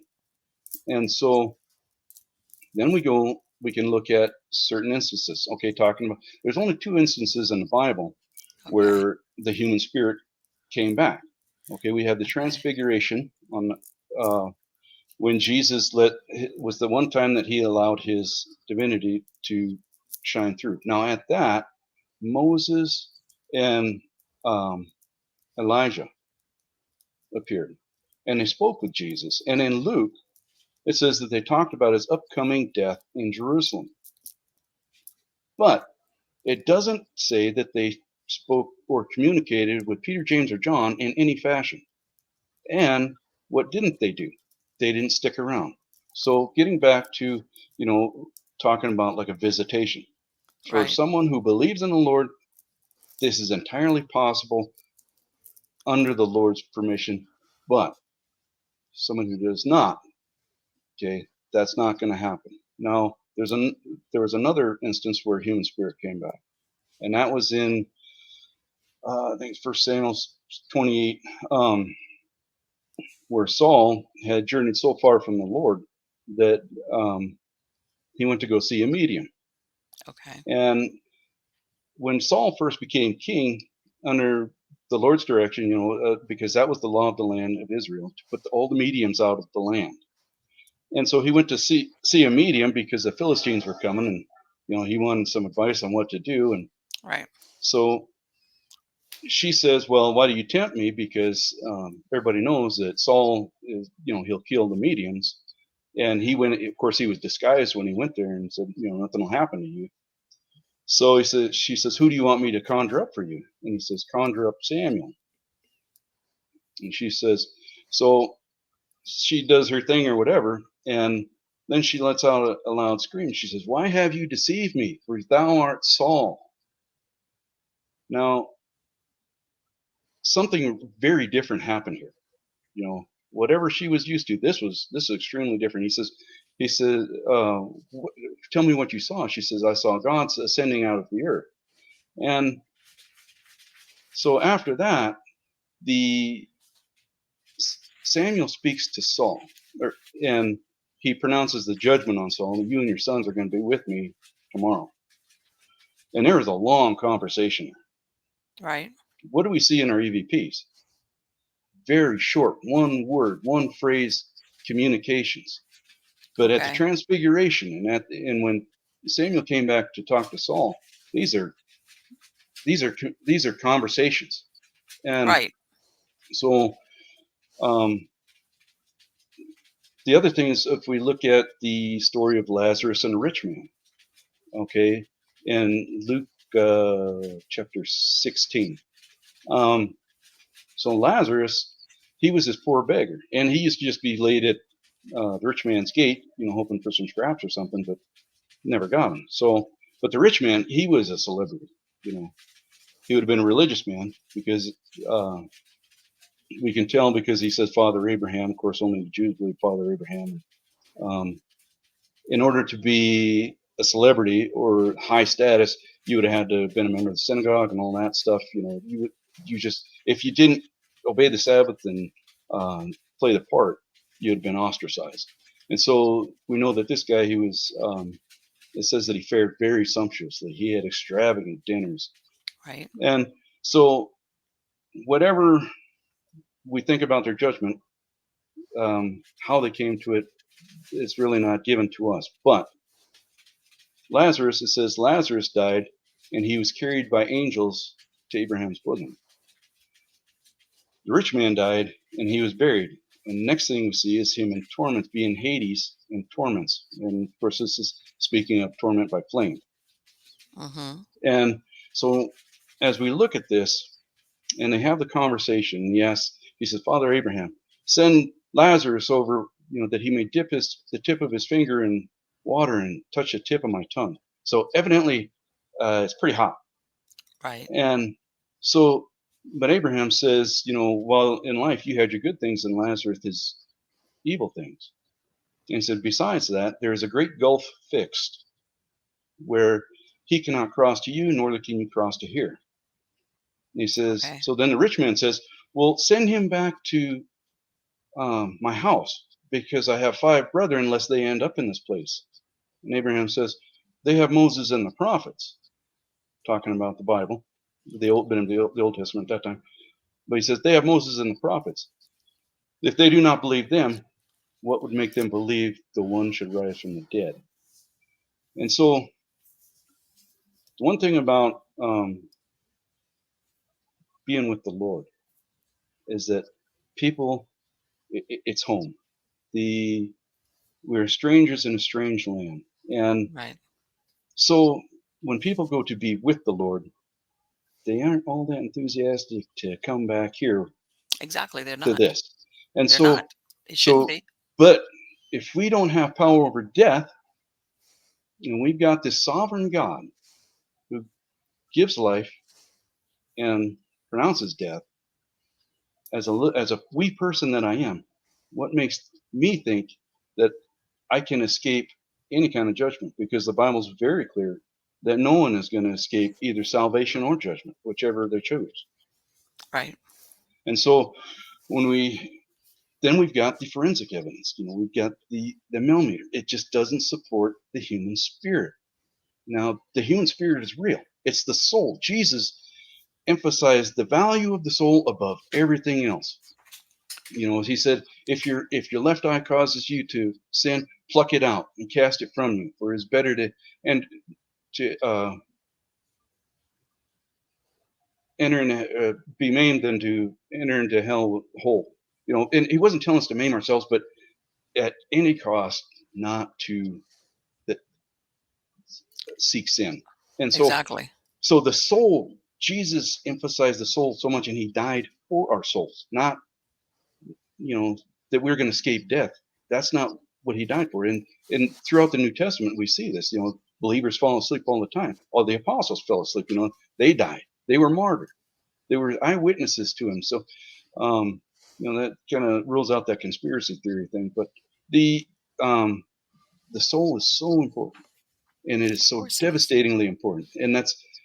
And so when we look at the paranormal, if we're looking at it through the eyes of what we see, and Of I think course. that's where we're not taking into account the evidence and the testimony that has shown us, because those two stories that I read about the angels, that's Right. two stories. The Bible is full of them. It is Okay. full of them.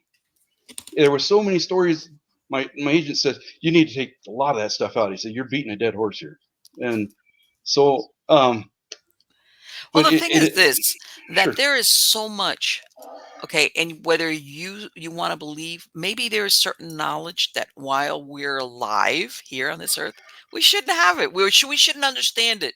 And sometimes we get glimpses Mhm. of it.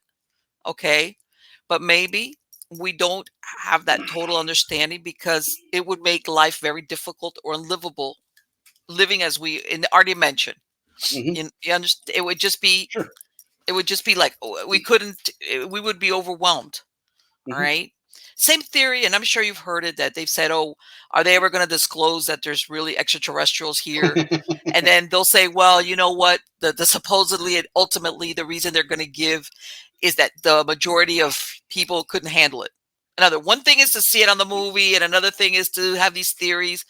But if Mhm. they ever came out and actually said, "Yes, officially, we're being visited by extraterrestrials," there's a bunch of people that run around like their heads were on fire Mhm. that they couldn't. All right. Mhm. Because and again, everybody's different. Everybody's makeup, emotional is different. Some people they couldn't square it in their head. My point Mhm. being that is not as much as we want knowledge or understanding, sometimes to be able to function in the world we have right now, it is what it is. There's just certain things that maybe it's better not to have the knowledge. Okay.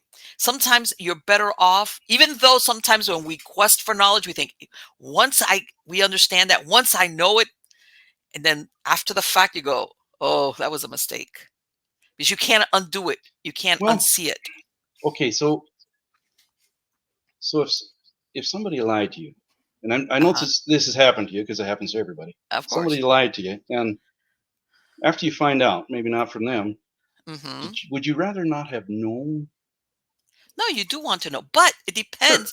But see, but with a lie, let's say, like you said, You found out a lie or somebody deceived you, whatever the case might be, and you find out one way or the other immediately or long after, and then you look. But see, some of those things, it's almost the human condition. All right, it happens.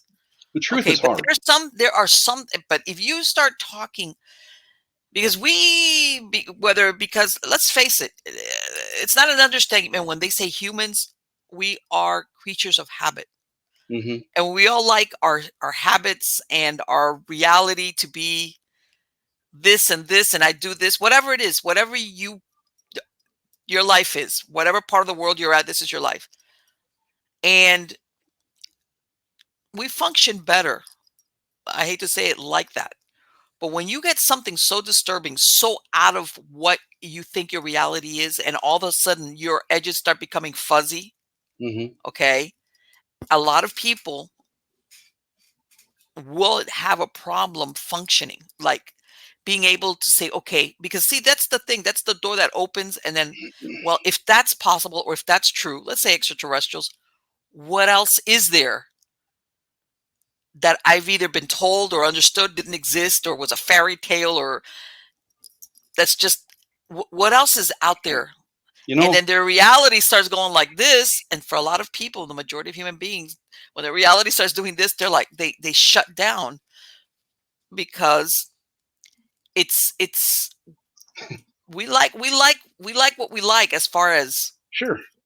uh, and I think that in some cases, I'm not talking extra, some knowledge, I'm not going to say it's forbidden knowledge, but there's some knowledge that for some reason it's just that we don't know, and there's a good reason that we don't know. Oh yeah, there's And maybe mysteries once all we had over. that knowledge, we'd be sorry. It'd be like, man, can you please put me back in my ignorance? Thanks. I don't want to know this anymore. I don't want to know this. You know, I Like thought you asked, what that's what I happens to thought. us after we're dead? Maybe there's a reason. The only time we really truly know is when Oh, we're dead. oh, we don't want that. We don't want that. Like as When we look at the rich man, and the Bible is really specific about judgment, and you know, it is so much better to know the truth oh here. no, no. I'm Um, not saying I'm not talking about truth or lie. There's certain things that you might not know, mhm. because let's say, I'm sure you've heard all these stories of people that have had near death Yep. experiences.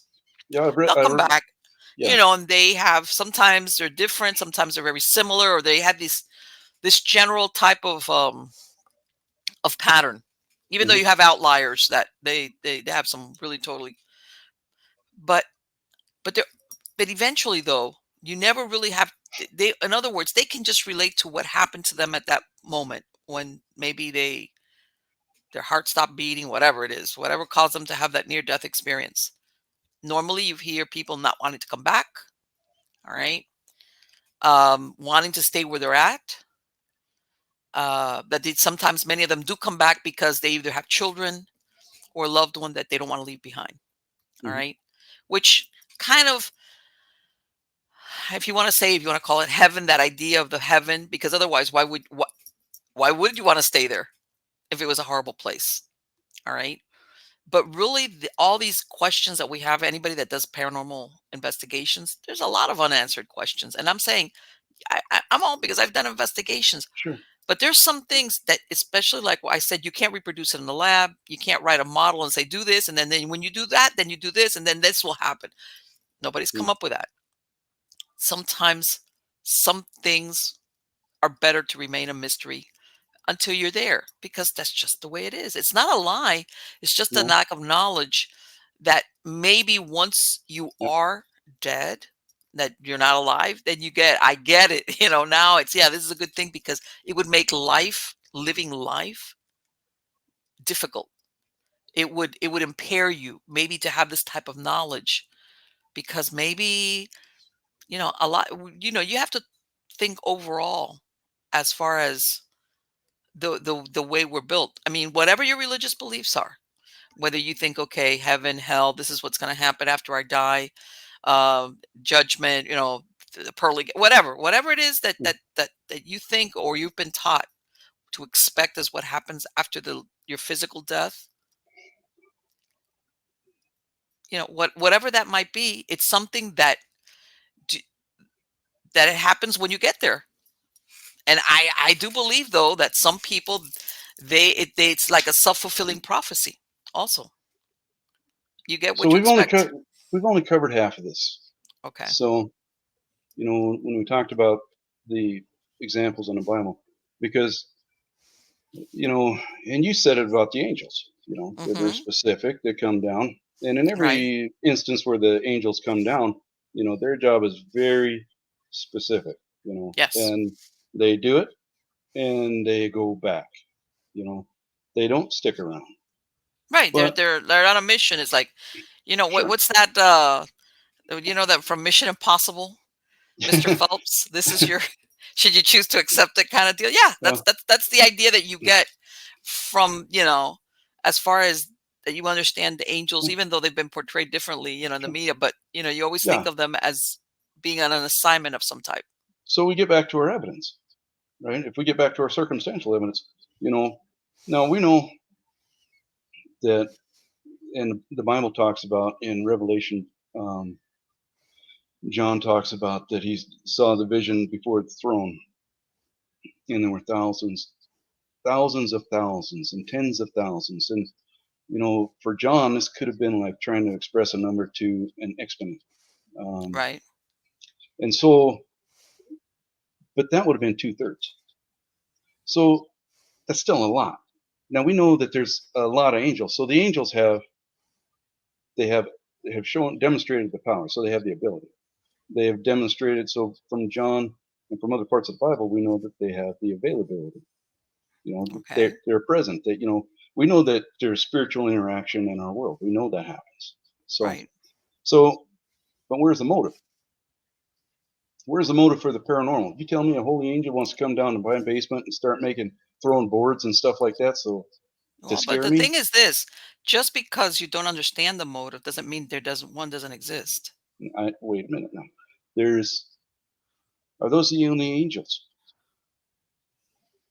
Okay, so the Bible is very specific, and I know there's a theory out there, but there is the fallen angel. Right. Jesus talks about a lake of fire made for the devil and his angels. Revelation chapter 12 tells us about the great dragon, the serpent of old, Satan. When he fell from heaven, he drew a third of the stars of heaven with him, and the stars of heaven refer to angels. We know there was a revolt in heaven, and so if we got 10,000 times 10,000 and thousands of thousands, which is as many as the stars, Mm-hmm. if we've got that many, a third of that would be enough for plenty to go around down here. Right. Now, I know there's the theories that these came from the spirits of the angels that had sex with the women before the flood. Right. Right. The But Nephilim. the Bible's very, very specific that everything with the breath of life died. Now, I know we're talking about the spirit, but that takes into account that God is not in charge of life or death. And that's not true because God is sovereign. And so the sovereignty of God means that he is not subject to time or space or anything else. Right. Um, the sovereignty of God means that he alone controls his creation. He alone is Lord of his creation. And Right. so those angels who sinned in Second Peter tells us that they're in the pit reserved under chains of darkness. They are not free to roam the earth. But Okay. when we look at Job chapter 1, Job chapter 2. It says the sons of God came before the Lord, and Satan also came among them. And then it says, the Lord asked Satan, he says, and where have you been? And he says, from walking up and down in the earth and walking to and fro in it. So and Peter also describes the devil as a roaring lion, walking about seeking whom he may devour. This is a tenacious adversary, and he's very cunning. He's very deceptive. Masquerades as an angel of light. And we see this over and over again in satanic cults. Right. So when we look at this, In we've what got way? When you say satanic cults, how's that? You drew a Okay, parallel. um, so in the book I wrote about, oh my goodness, uh, let me see if I can find it. I have it right here. But there was a gentleman who is a believer now, but he used to be okay. So William Schnoblin, Okay. and so in Lucifer Dethroned, remember we talked about the alien list, and there was the bats, human bodies and things. Right. Okay, so here's an account. Now, William Schnoblin, he was a high-ranking member um, of the Church of Satan, Right. and so he claimed to have astral projected several times. But this one was different. Something happened different here, Okay. and so he says that he was taken in the body, much like an alien abduction. But this is through satanic worship. And so, if you don't mind, I'll just read this short But let account me here. ask you something. In other words, he was doing meditating or something while he was a Satanist. This happened when he was a Satanist, is what you're Hmm. describing. Yes, Okay, before go he ahead. was All right. saved. Yep. So he Okay, go ahead. says, so he come into places that the throne room was filled with concrete and twisted steel girders, which formed an upside down cross behind the altar. Then the lights came on. The walls, which had appeared to be inward leaning smooth black stone, were starkly revealed to be clear glass holding back a transparent green fluid. Floating within the fluid were dozens, if not hundreds, of naked human bodies. They were all dead, most with expressions of exquisite terror etched in a rictus on their frozen faces. Many of them were mutilated in manners which sickened even me. For the most part, this grotesque aquarium like display consisted of young people. All but a few seemed barely adult, and there was a poignantly large number of infants and toddlers floating among the rest. It was like they were preserved, floating in formaldehyde or some other godforsaken substance, like a butterfly collection from hell. And then he goes, um, okay, so if, as William stared at the scene, a pillar of light burst forth onto the altar, and a huge being appeared in it. One moment he appeared to be a normal, getting back to your shapeshifter, Right. be a normal but incredibly handsome man. The next he had the face of a bull, and the next the face of a beautiful woman. So next, William claims to have been laid on the altar as people in priestly robes came in. He remembered hearing their bare feet slapping on the stone floor. I don't know what it is with the paranormal footsteps, but you know.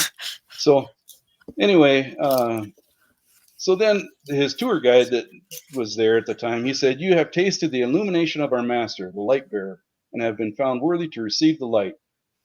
My guide told me to you surrender yourself to the light." So in 2 Corinthians in the Bible, 2 Corinthians 11:14 says, "And no marvel, for Satan himself is transformed into an angel of light."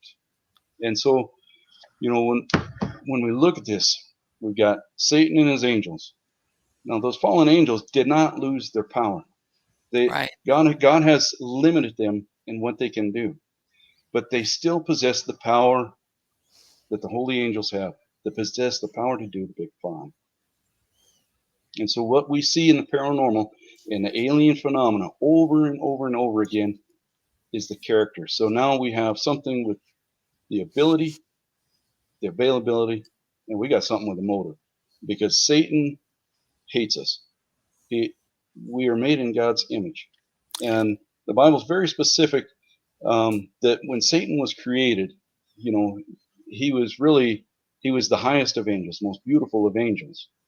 But then this pride, he had this pride, Mm-hmm. and the pride of Satan caused him caused the fall of Satan, and the pride of people causes our fall. The same thing. We don't believe Let me that this ask you God something. exists. When So he sure, had that experience, what did he interpret it as? he didn't know. So when he come back, when Right. he was transported back, he was on the lawn, and of course we know this from aliens things too, that Right. there was Okay. a scorched earth and the smell of ozone, you know. Okay. But he said that there was no way that he could have gotten past his wife because she sleeps so lightly. to get out of it. Now, there's also instances in the Bible. Paul talks about Are it. you? Let me ask you, Bobbie. Are you saying that when people are having alien abductions, That's they're being exactly what I'm abducted? saying. Okay, that's what I thought I'm, you were I'm, going with I'm, this. but I'm saying that it's not a spaceman. No, no, no. I know that. I know what you mean. Yeah, What you're saying is that what people call alien abduction, as in extraterrestrials, like yeah, basically what it is that it's that's it's whatever demonic. a satanic kidnapping or whatever, or demonic kidnapping, Demonic. or It's is demonic. that Yeah, what you? that's Okay, exactly what I'm saying because that's where the evidence leads. right. We've got this thing that can do the big five. That so it fulfills the forensic evidence. It fulfills everything we see in the paranormal.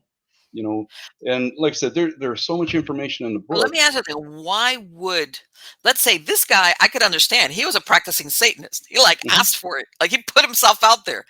Uh-huh. But why would, let's say, somebody that is not doing anything, why would they be abducted? Let's Well, use the word sure, abducted, or sure. whatever. Why? Okay. Why? So now I know from interviews that you've heard this too, that Mhm. in fact you said it, that alien abductions are halted in the name of Jesus Christ. And so you ask the same question I do. Okay, if it's an interstellar space traveler, what the world do they care Oh, about and a I've heard that. peasant? I've heard that people will say that Yeah, they've been having extraterrestrial whatever. I'm not talking about a sighting like a light in the sky. no, We're talking an yeah, actual abduction scenario yeah, where Jesus Christ, will stop it. And I yeah, agree with what you're saying. Like, okay, if this was a true extraterrestrial from another, yeah. whatever planet, whatever you want to call it, dimension, Jesus, Jesus died 2,000 years ago. He was a peasant Jew. What do we care? You know. right? It'd be like, But yeah, what? so And I know what you're saying as far so as this what this one that shows shouldn't have any effect. it shows authority. It shows authority of the name of Jesus over this creature. Now in Gary Bates's book, he talked about the research of it and the findings. And there was a secular group who did the research, and they said that every people group has been subject to alien abduction, this alien torment, except for Hmm. one, except for one, Which is, born again Christians. but I've heard of people that have had it, even though later on, but they've had But experiences. I'm not talking about people who claim to be Christian. I'm talking about born again Christian. Now, Okay. the born again Christian um, lives every facet of their life by the Word of God. Okay. That God, they have a living, breathing relationship with Jesus Christ. Through prayer, worship, um, they take into account who God is when they make their decisions about their money, about Hmm. their life, about their job, who they're going, where they're going, whether it's, if we're going out to a place or something like that, how they dress, how it's going to affect people. All these things take into account. And in Luke chapter 10, the disciples came back and they were ecstatic because they had power. They said, even the demons are subject unto us. And Jesus says, do not rejoice that the demons are subject unto you, but that your names are written in heaven. But he also said that I give you the power to tread on serpents and scorpions, and nothing shall by any means harm you. And so that is a very strict promise by Hmm. Jesus. And so, um, But let me you ask you know, something. If, sure, let's say, because basically you're saying, because it's not what because at the end of the day, talking is free. It's not what you say, it's how you act. it's how you live. It's how you live, how And you act. I'm so In other words, now you could if you could say, I do this, I do that, but the no, way you no. act, especially when nobody's around to see you, Well, that there's doesn't that. mean Yes. anything. It really No. means how do you act, whether Yeah. you're not looking for reward or fear of punishment. What is your conduct? Yes. And Because that's so really when it counts. a lot of people, they go to church on Sunday and they by Monday morning or even Sunday by Yeah, the time all right. by the time the football game starts, Yes, they have totally forgot it. And exactly. but for somebody who has committed their life to Christ, and this is what Christ told me, he's important. Not only is he important, he's the most important thing. And you know, eternity is a very long time. Of course. And so really what we ought to do with this information is decide for ourselves. But Of course. we should invest in, you know, what how can we know this is true, and how can we know something is true? Of And the course. evidence never lies. The evidence never lies. And so when we look at something as deceptive as the paranormal and the alien phenomena, we have got Well, to go to the evidence. of course, but you're not the first person that's told me, you know what? Everybody looks at these things as two separate things, like Yeah. alien, UFOs, ufology, like this is over here, Mhm. and paranormal, whether you want to, it's like two separate camps. Sure. And yes, and then then there is that theory of people saying that they consider that these aliens, whether you want to call them grays or whatever, God Yeah, knows, whatever they look like, they like could be whatever they look anything. like, So that basically they're demonic. They're mhm. not an extraterrestrial life form from another planet as we think, that are here studying us for whatever reason. It's like, how much do they want to study us? But Yeah. it and I agree. But I will say, I think that whatever kind of person you are, if you want to look at it as a safeguard, you don't do it either for looking for reward or in fear of punishment, because that doesn't count. That really doesn't count. It's, what do No, you it's do? What love, is your moral compass love. tell you? Especially when there's nobody. You know how, when you're alone and nobody's going to be there to either pat you on the back or go, "Hey, what are you doing?" You know, Yeah. this is really, really, this is when it really counts. Okay, what Mhm. do you do?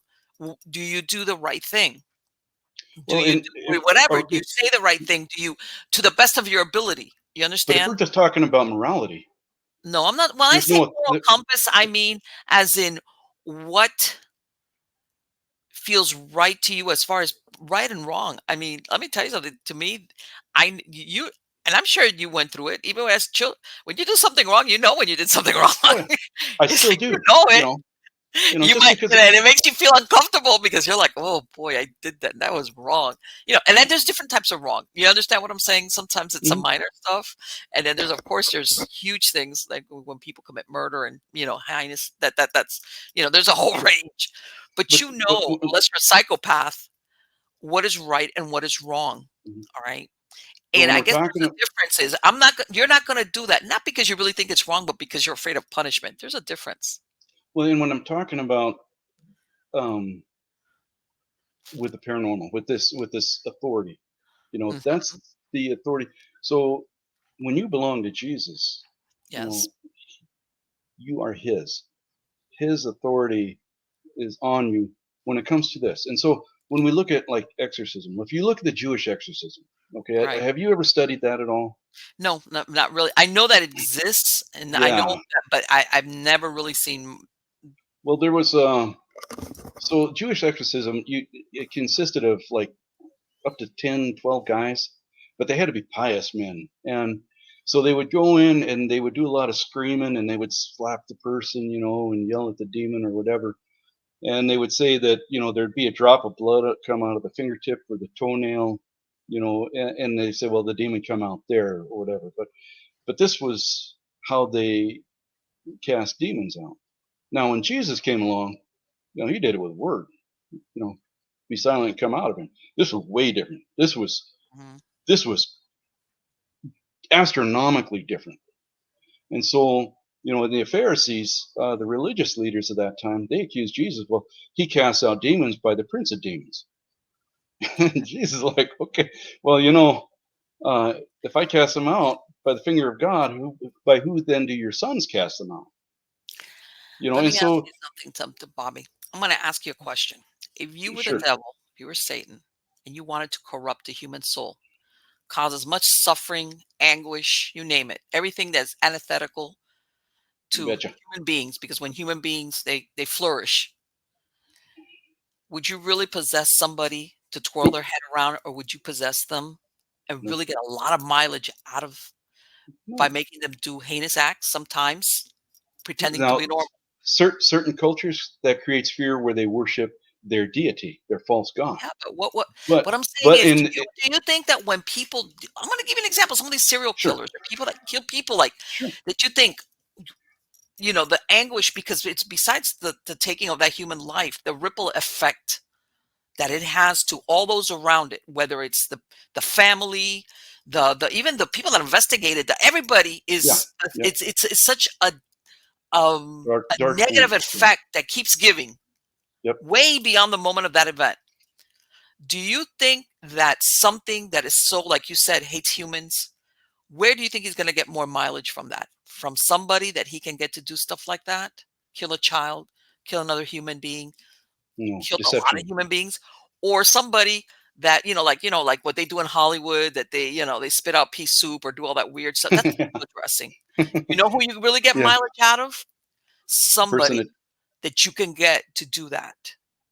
And not only So. kill that person, or where you say torture or whatever. Mhm. That's the one. And by the way, I'm going to say this. When you mentioned that gentleman, the one that's a Satanist, Mhm. you know what? There's a bunch of them out there that act like Satanists, but they're not stupid. They don't call themselves Satanists because they don't ever, but they're not going to become the prime suspect. Well, this guy messed I'm up. You They know. act very You know. normal, very Yeah, so that's what I'm talking about is, Satan's not a one-trick pony, but his yeah, tricks are all the same. We see the same three temptations that we see in the garden throughout all of all of time. But yes. he's going to get a lot more mileage out of in this culture. I'm Oh, saying, one, I don't exist, and the deception, and saying that not of only course. do I not exist, but if God existed, he'd show up like an angel or something. He would do something Let me ask you, how huge. many times have you heard about So, these serial killers when they interview the neighbors? They'll say, "Oh, he was such a nice guy," or uh, he was, normal. That's the usual. Some of them not, but most of them take great pains. If just a little bit smart, they want to blend in. You yeah, know, they but it's even the have pride. sometimes they marry and even have children, even if they're psychopaths, because it's like this is the window dressing I need. So the To keep psychopath has the same sickness that Satan had. It's the pride. I can right. get away with this. I'm above But they do the law. everything, if they're a little bit smart, they do everything so that suspicion, deception, of course, deception by any Hmm. means, so that I can keep doing whatever it is that they're doing, whatever it is. Okay. Hmm. And it depends. There's different variables, as far as intelligence. Sometimes you do have a genuine mental illness involved. Hmm. There's a lot of variables. But what I'm saying is, a lot of times we think monsters look like monsters, or they have monsters stamped on their forehead. Yeah, but they don't. Okay, and they're not. I do believe genuinely, exactly like what you said. Really, what we have to be aware of is deception, because that's the very nature. That's the nature of the beast. Hmm. Okay, and sometimes it's not obvious. Okay, it's not obvious uh, that would be so easy. You already would know who Yeah, to it look is. to. It would be it, so it easy. is. It'd be like, oh, It is. It's incredibly easy, because we have this thing called sin, and all he does, rather than possess us, all he does is, hey, you know, and feed that lust, and whatever it it might was, be, whatever it might yeah, be, whatever the whatever it is.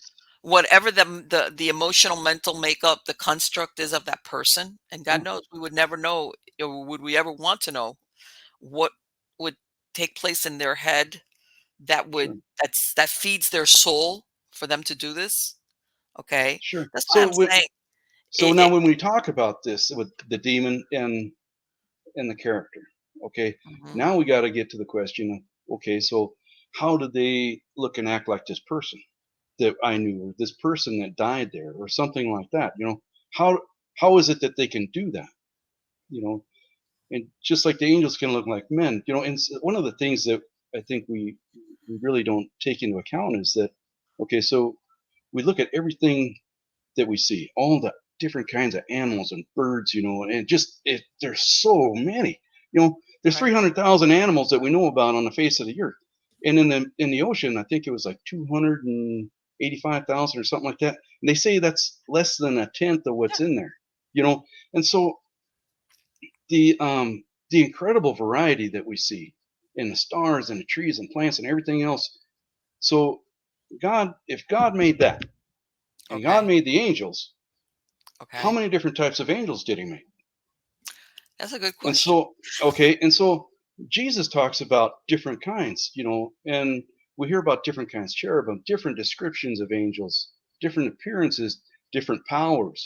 Jesus talks about, um, when the apostles couldn't cast out this demon, and Jesus said, well, you know, they said, why couldn't we cast this one out? And he said, because of your unbelief. He said, but this kind comes out by prayer and fasting. And then he talked about the where a house is swept and clean, and the spirit goes out of a man, and he wanders through dry places, a lot like we heard in Job, wandering the earth to and fro, up and down, and wanders through dry places. And he says, I will return to my house. And when he goes with him, he finds it clean and swept, and he brings with him seven more wicked than himself. And the last Okay. state of that man is worse than the first. And so, we see this in the Bible. We see a tremendous understanding of not just the power of the supernatural and the forensic side of it, and in the circumstantial evidence side of it, but we also see the character of it. We see um, the explanation of the differences, of the variety. And Satan is he's an imitator. He's the store brand. God's the real deal. And Well, of so, course, and I think that as much as we want to understand it, I think just like there's certain things about God that our minds just can't encompass as absolutely, much as yeah. we want to or would Yeah. like to, but it's like, okay, that's it. This is Yeah. beyond my pay grade.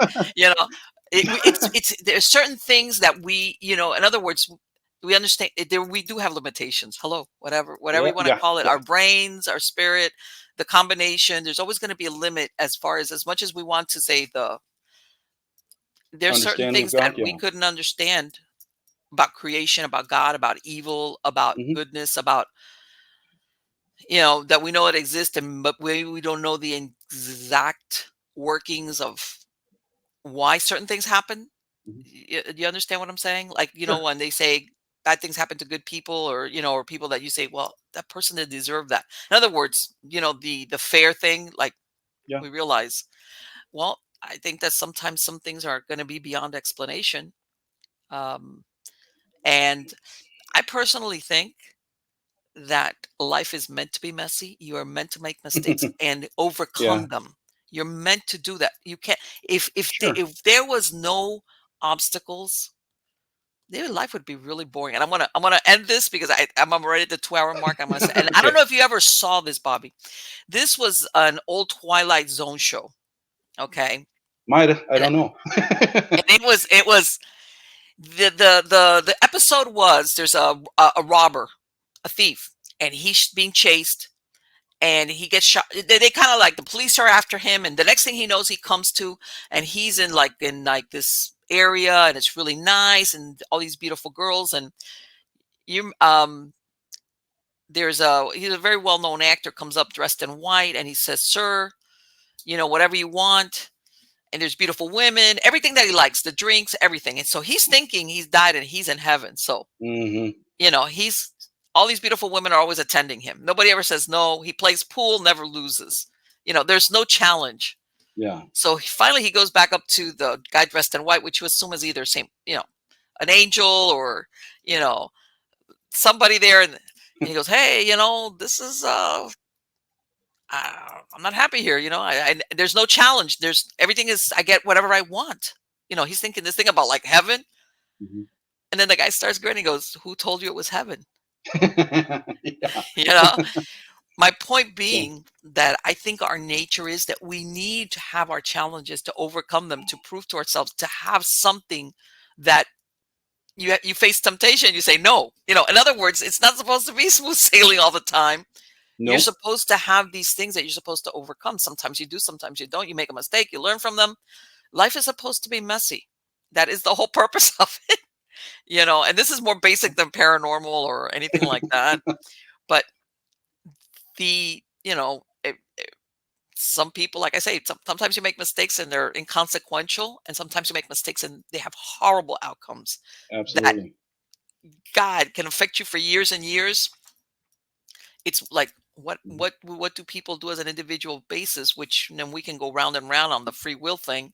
Like, how do you handle it? What do you do? Yeah. Okay, or what do you try to do? But anyway, on that note, Well, Bobby, I I would want to like to yes, go ahead.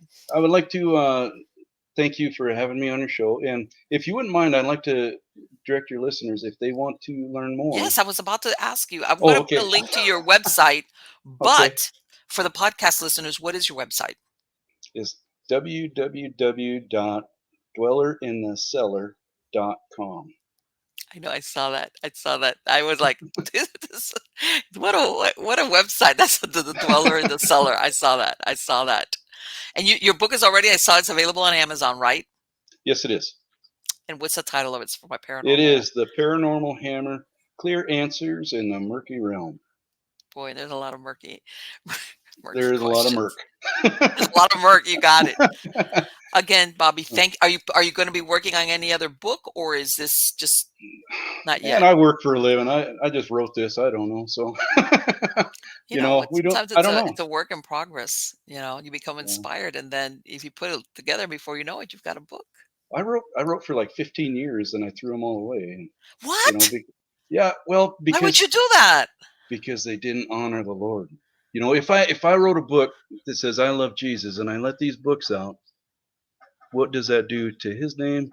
How does But that let me ask you how something. does that Did you reflect on think? it? So Well, let me ask you something. What you wrote, was it truthful, no, it or was was it was fiction, but I love the okay? character development and the stories and stuff. But Oh, I they were understand now. not. But they were not. Books that I could. My Savior died for these things. How can I Right. then publish them and say, hey, feast on this and let me, rake in some dope Okay. and I so thought you yeah. were talking about nonfiction. I was thinking maybe he has No, no, no, no. stories, things, experiences he's had, because sometimes experiences, they're ugly, but they're experiences. Some people can learn from others. Hopefully that's what you want. Yeah, People to learn from your own yeah, experiences so they don't make the same mistakes and find themselves in a difficult predicament, or yeah, that they have, and if you can show them this is how you overcome that situation.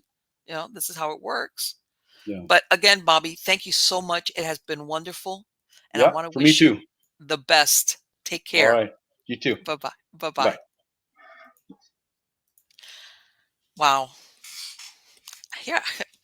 I was thinking that I was thinking for a minute there, I was like, he threw out 15 years worth of cases. I was like, why would you do that? Because the truth is, you know, unless it was like, if it's truthful, it's truthful. Like you say, you have cases. I mean, for the years I collected, I remember way back in the early 2000s, this was before the reality TV shows were taking off. I was contacted by a lot of different production companies wanting to, if I had cases that I could point them to. And it was like, I do, I've got boxes of cases, but I can't, I can't give you these people's names or information, or for you to even contact them and ask them, hey, can I have your permission? Because that would be a betrayal of the confidence. And by the way, we're not talking here because it was a signed paper saying, hey, you're not going to talk about this. This was an understood agreement that you were not going to talk about what you helped them with. All right. Again, this was in the early 2000s, where this reality TV show thing hadn't taken off, and then everybody was desperate to have their story told. It was understood, regardless of the outcome or what happened or what was found or not found. People wanted to keep those things under wraps. Uh, so it was like, yeah, no, yeah, I've got lots of cases, but I can't tell you about them. I can't even give you the names, the phone numbers. I can't give you anything about them.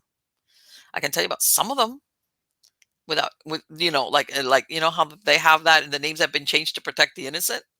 Yeah, that I can do, but I know that what they were looking for was to go to the source, the actual person that had that experience, and blah blah blah. But yeah, there was a time when people, um, and I want to say the first one of the first shows that really started with that wave was Ghost Hunters with the Jason Hawes, and I can't remember his partner's name. That they were the Roto-Rooter guys, that plumbers by day, Ghost Hunters, and that they would have come pull up in these vans, and they would have all these equipment. And I'm thinking to myself, I remember seeing that. I was like, this is great entertainment, But I want to say 80% of the cases that I had gone to, you do that. And these people would be like, what? What are you doing? Who are all these people? What?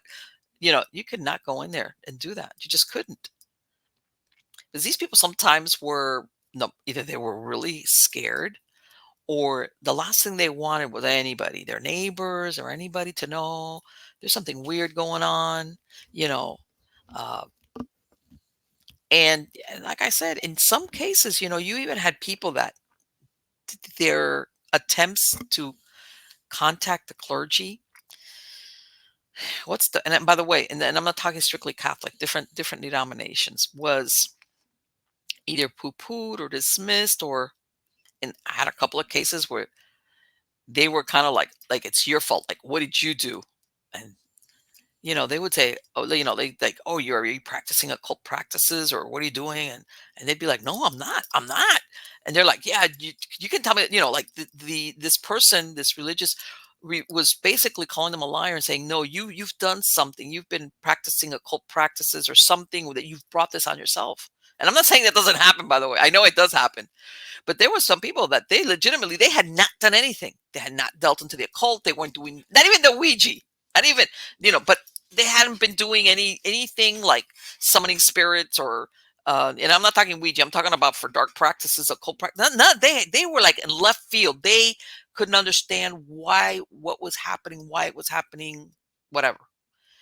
And they got that feedback where they were like, why does this person, this whoever, you know, minister, priest, whatever, not believe us when we tell them we haven't done anything?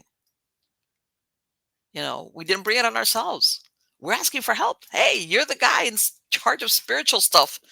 You're supposed to be our Calvary.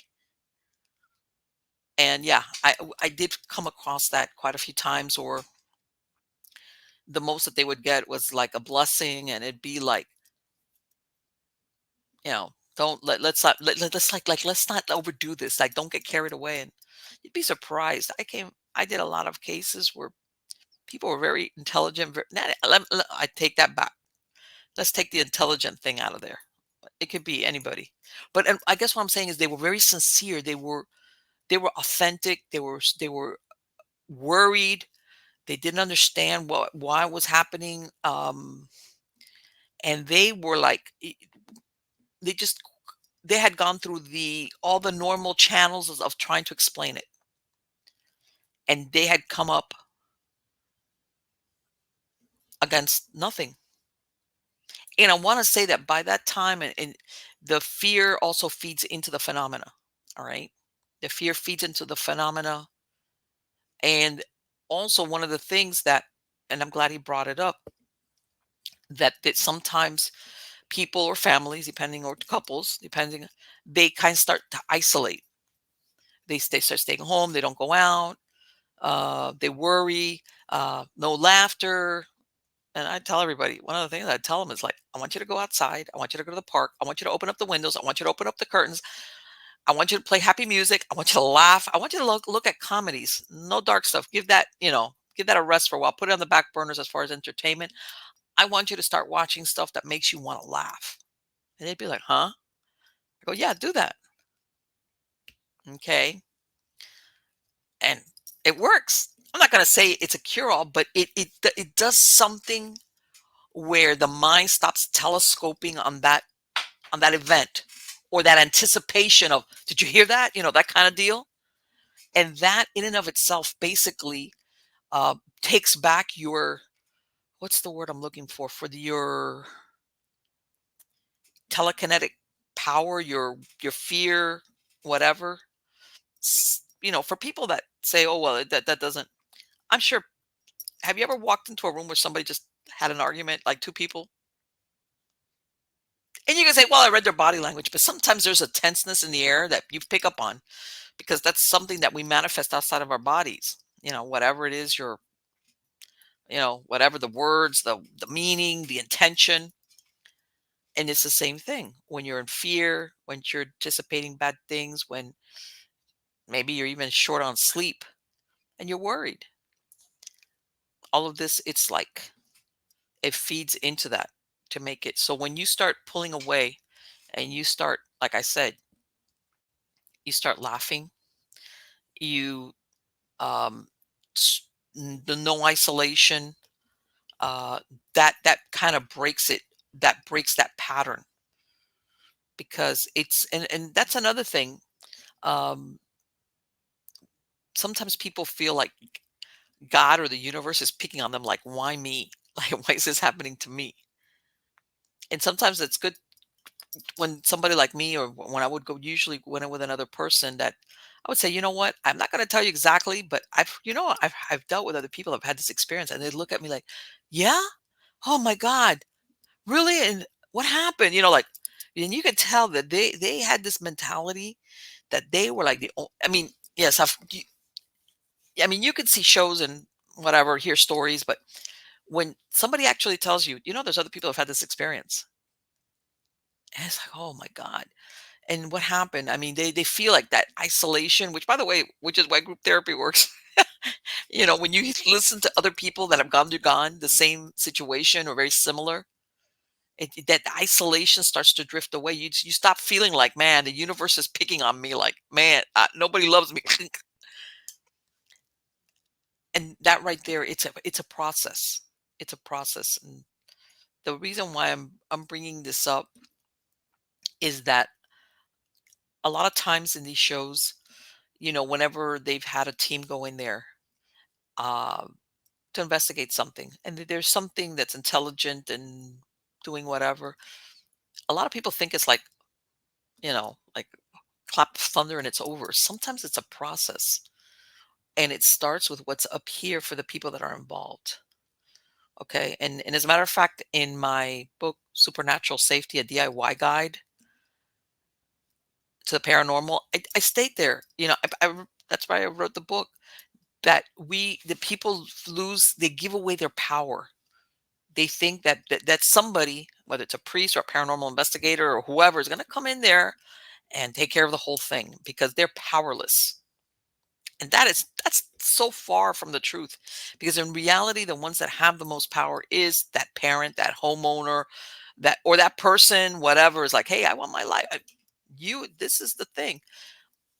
And you deal with whatever it is, whether there is an admission of, hey, I was practicing things I shouldn't have. I got involved with things I shouldn't have. I got involved with people I shouldn't have. Yeah, or whatever. Or I have no idea. Sometimes, believe it or not, the point of origin is an attachment to an object. That's why something starts to happen when nothing had happened before. And people go like, they totally missed the boat. Because, see, this doesn't go from 0 to 60 overnight. Even though when you look at the movies, it makes you think that. Sometimes it starts to incrementally, like days, weeks, months, to something is like, okay, what is this? Sometimes it happens. Not only the noises, the nightmares, the this, that, whatever it is. All right. And it's the origin when we start tracing back, that we start talking about, like, let's talk about this. Like, what happened when the first time and people start like actually talking about it. Like, oh yeah, and then, well, prior to that, and then okay, and then you ask them, well, what was going on right around that time? And most of 9 times out of 10, people have the regular stressors of everyday life. Well, this, what else, you know, and you either ask them, or sometimes they themselves, you'll see they'll light up like this, like ding, the light bulb goes up, and they'll go, hey, wait a minute, wasn't that the time that we got that wheelchair for Aunt Martha? Or wasn't that the time that we got that whatever at the curb? Or, and I hate to say this, because these things are expensive, by the way, wasn't that the time that we got that hospital bed for grandpa, so that, you know, we could sit him up in bed? And they'll look at each other like, huh? What's spooky about, hey, repurposing a hospital bed that, we need for, let's say, somebody in the family? They're thinking, man, this is great. Or sometimes they're donated. You go on Craigslist, especially something like that, some type of medical equipment. Which, by the way, that doesn't mean you can't use stuff like that, but you need to bless them, sage them, basically cleanse them. Like, like if you ever took something that you would like disinfect it, if it was something for personal use and you knew it was used, not for spiritual purposes, but for hygienic purposes. Well, basically, you do the same thing.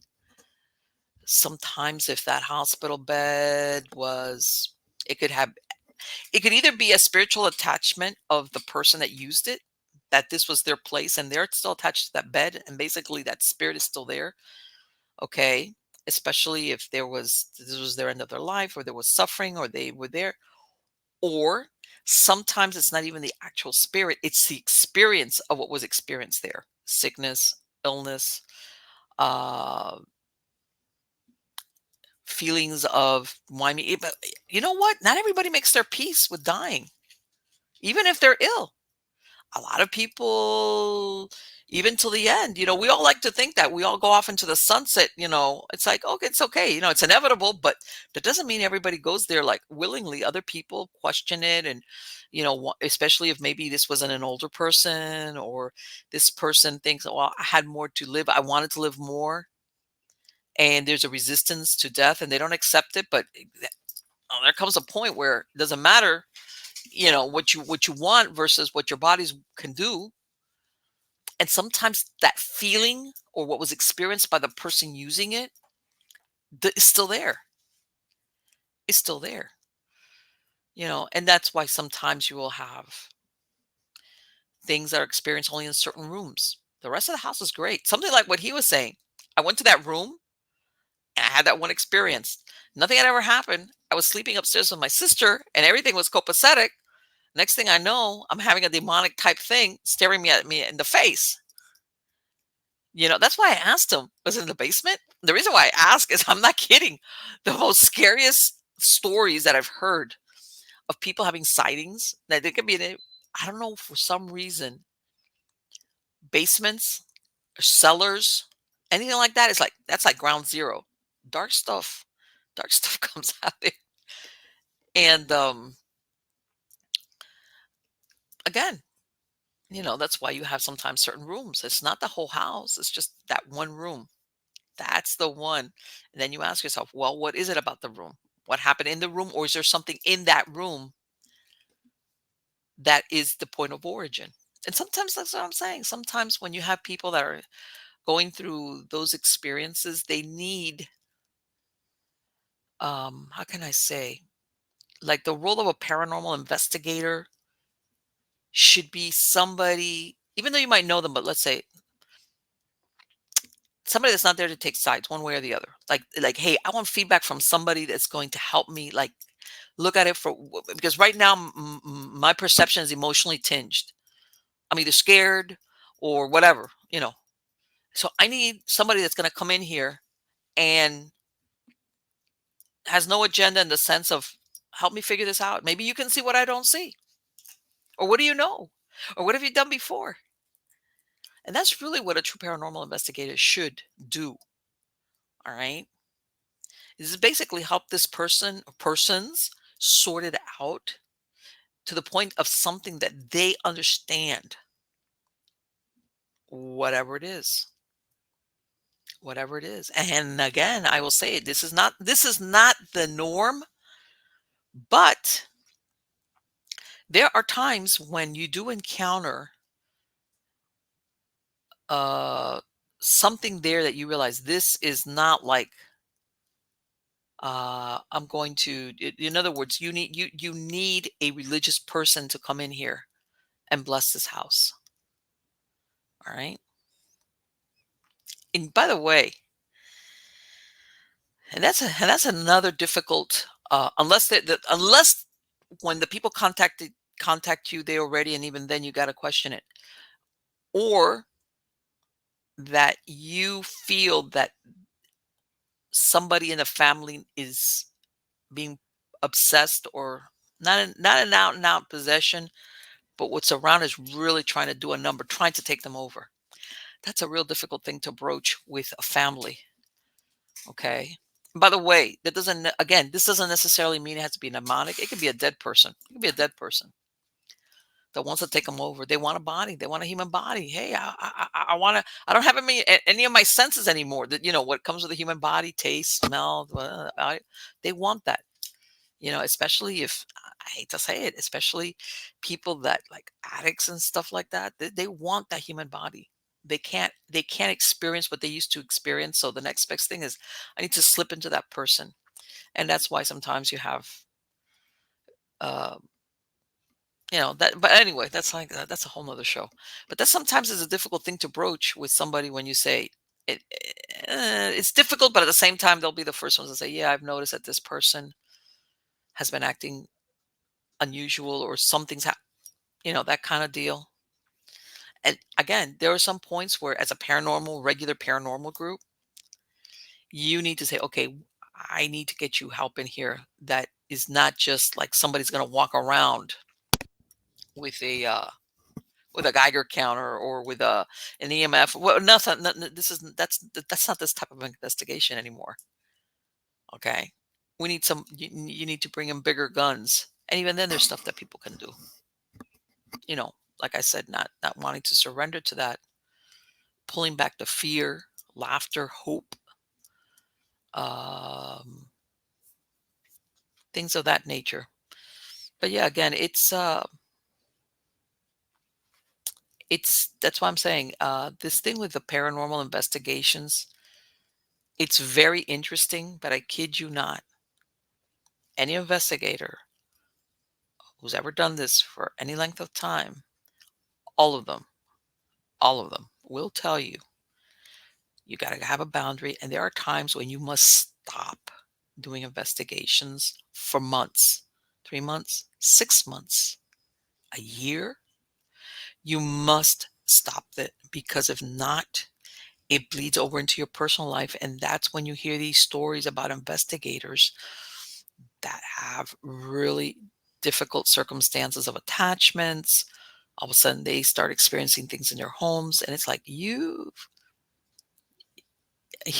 got to like pull back and live the life of the living. Because if not, I know this is going to sound like something out of a horror movie. The dead start coming to look for you all the time. Okay, and the dead sometimes are not nice just because they weren't nice people or because they're desperate. And I'm sure people have heard, that thing about if somebody's drowning, you got to be careful when you give them aid because if not, they could pull you in and you drown along with them. Same thing happens with the dead. Okay. You want to help them in some cases, especially if it's something, but you got to be real careful because if you don't pull back, you got to always remember you're the living. If not, you will pull them in and they will pull you in. They will, you know, that's why anybody it's like, yeah, I'm going to be taking a time off for a few months, but and the reason why I stress this again, when I say time off, I'm not talking a week, 2 weeks, a month. I'm talking months. You need to totally unplug yourself from that. All right.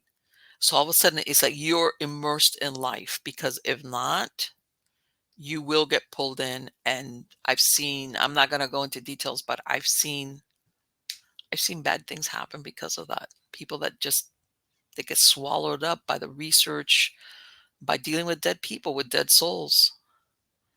Well, not dead souls, dead humans with souls that want some type of release of help or in some cases possession of the human body. It's a complicated kind of subject. But anyway, guys, I hope you liked the show. I really enjoyed talking to Bobbie. Um, you know, not the first time I've heard of that crossover between, our alien abductions in reality, not extraterrestrials as what we think of as an extraterrestrials versus are they demonic in origin. I've heard of that theory before. And I'm not ready to discount it either, one way or the other. Some of the things that you hear that supposedly some of these extraterrestrials do, if we go by mutilations and everything, you look at it and you're like, man, that's pretty bad. I mean, even like, if you are an advanced civilization, species, whatever you are, why would you need to do that? I mean, how many cows do you need to mutilate? How many? What's the purpose? And then, why would you need to mutilate if you're such an advanced um, species, civilization? I don't know what to call them. That you can travel interstellar or interdimensionally. You would think, you know how they used to have in Star Trek where the guy would just go zzz, and they could just, they could look at you without, zzz, like, like, why can't they do that? Why are they having to pull things apart? Animals. Something there just doesn't, nope. Something doesn't add up for me for that. So, but we'll see. Let's see what happens. I mean, we might never get an answer, but such is life. Again, guys, thank you for the time that you come and spend with me every week and come back. I have a lot of great guests in the wings. Till the next time, take care.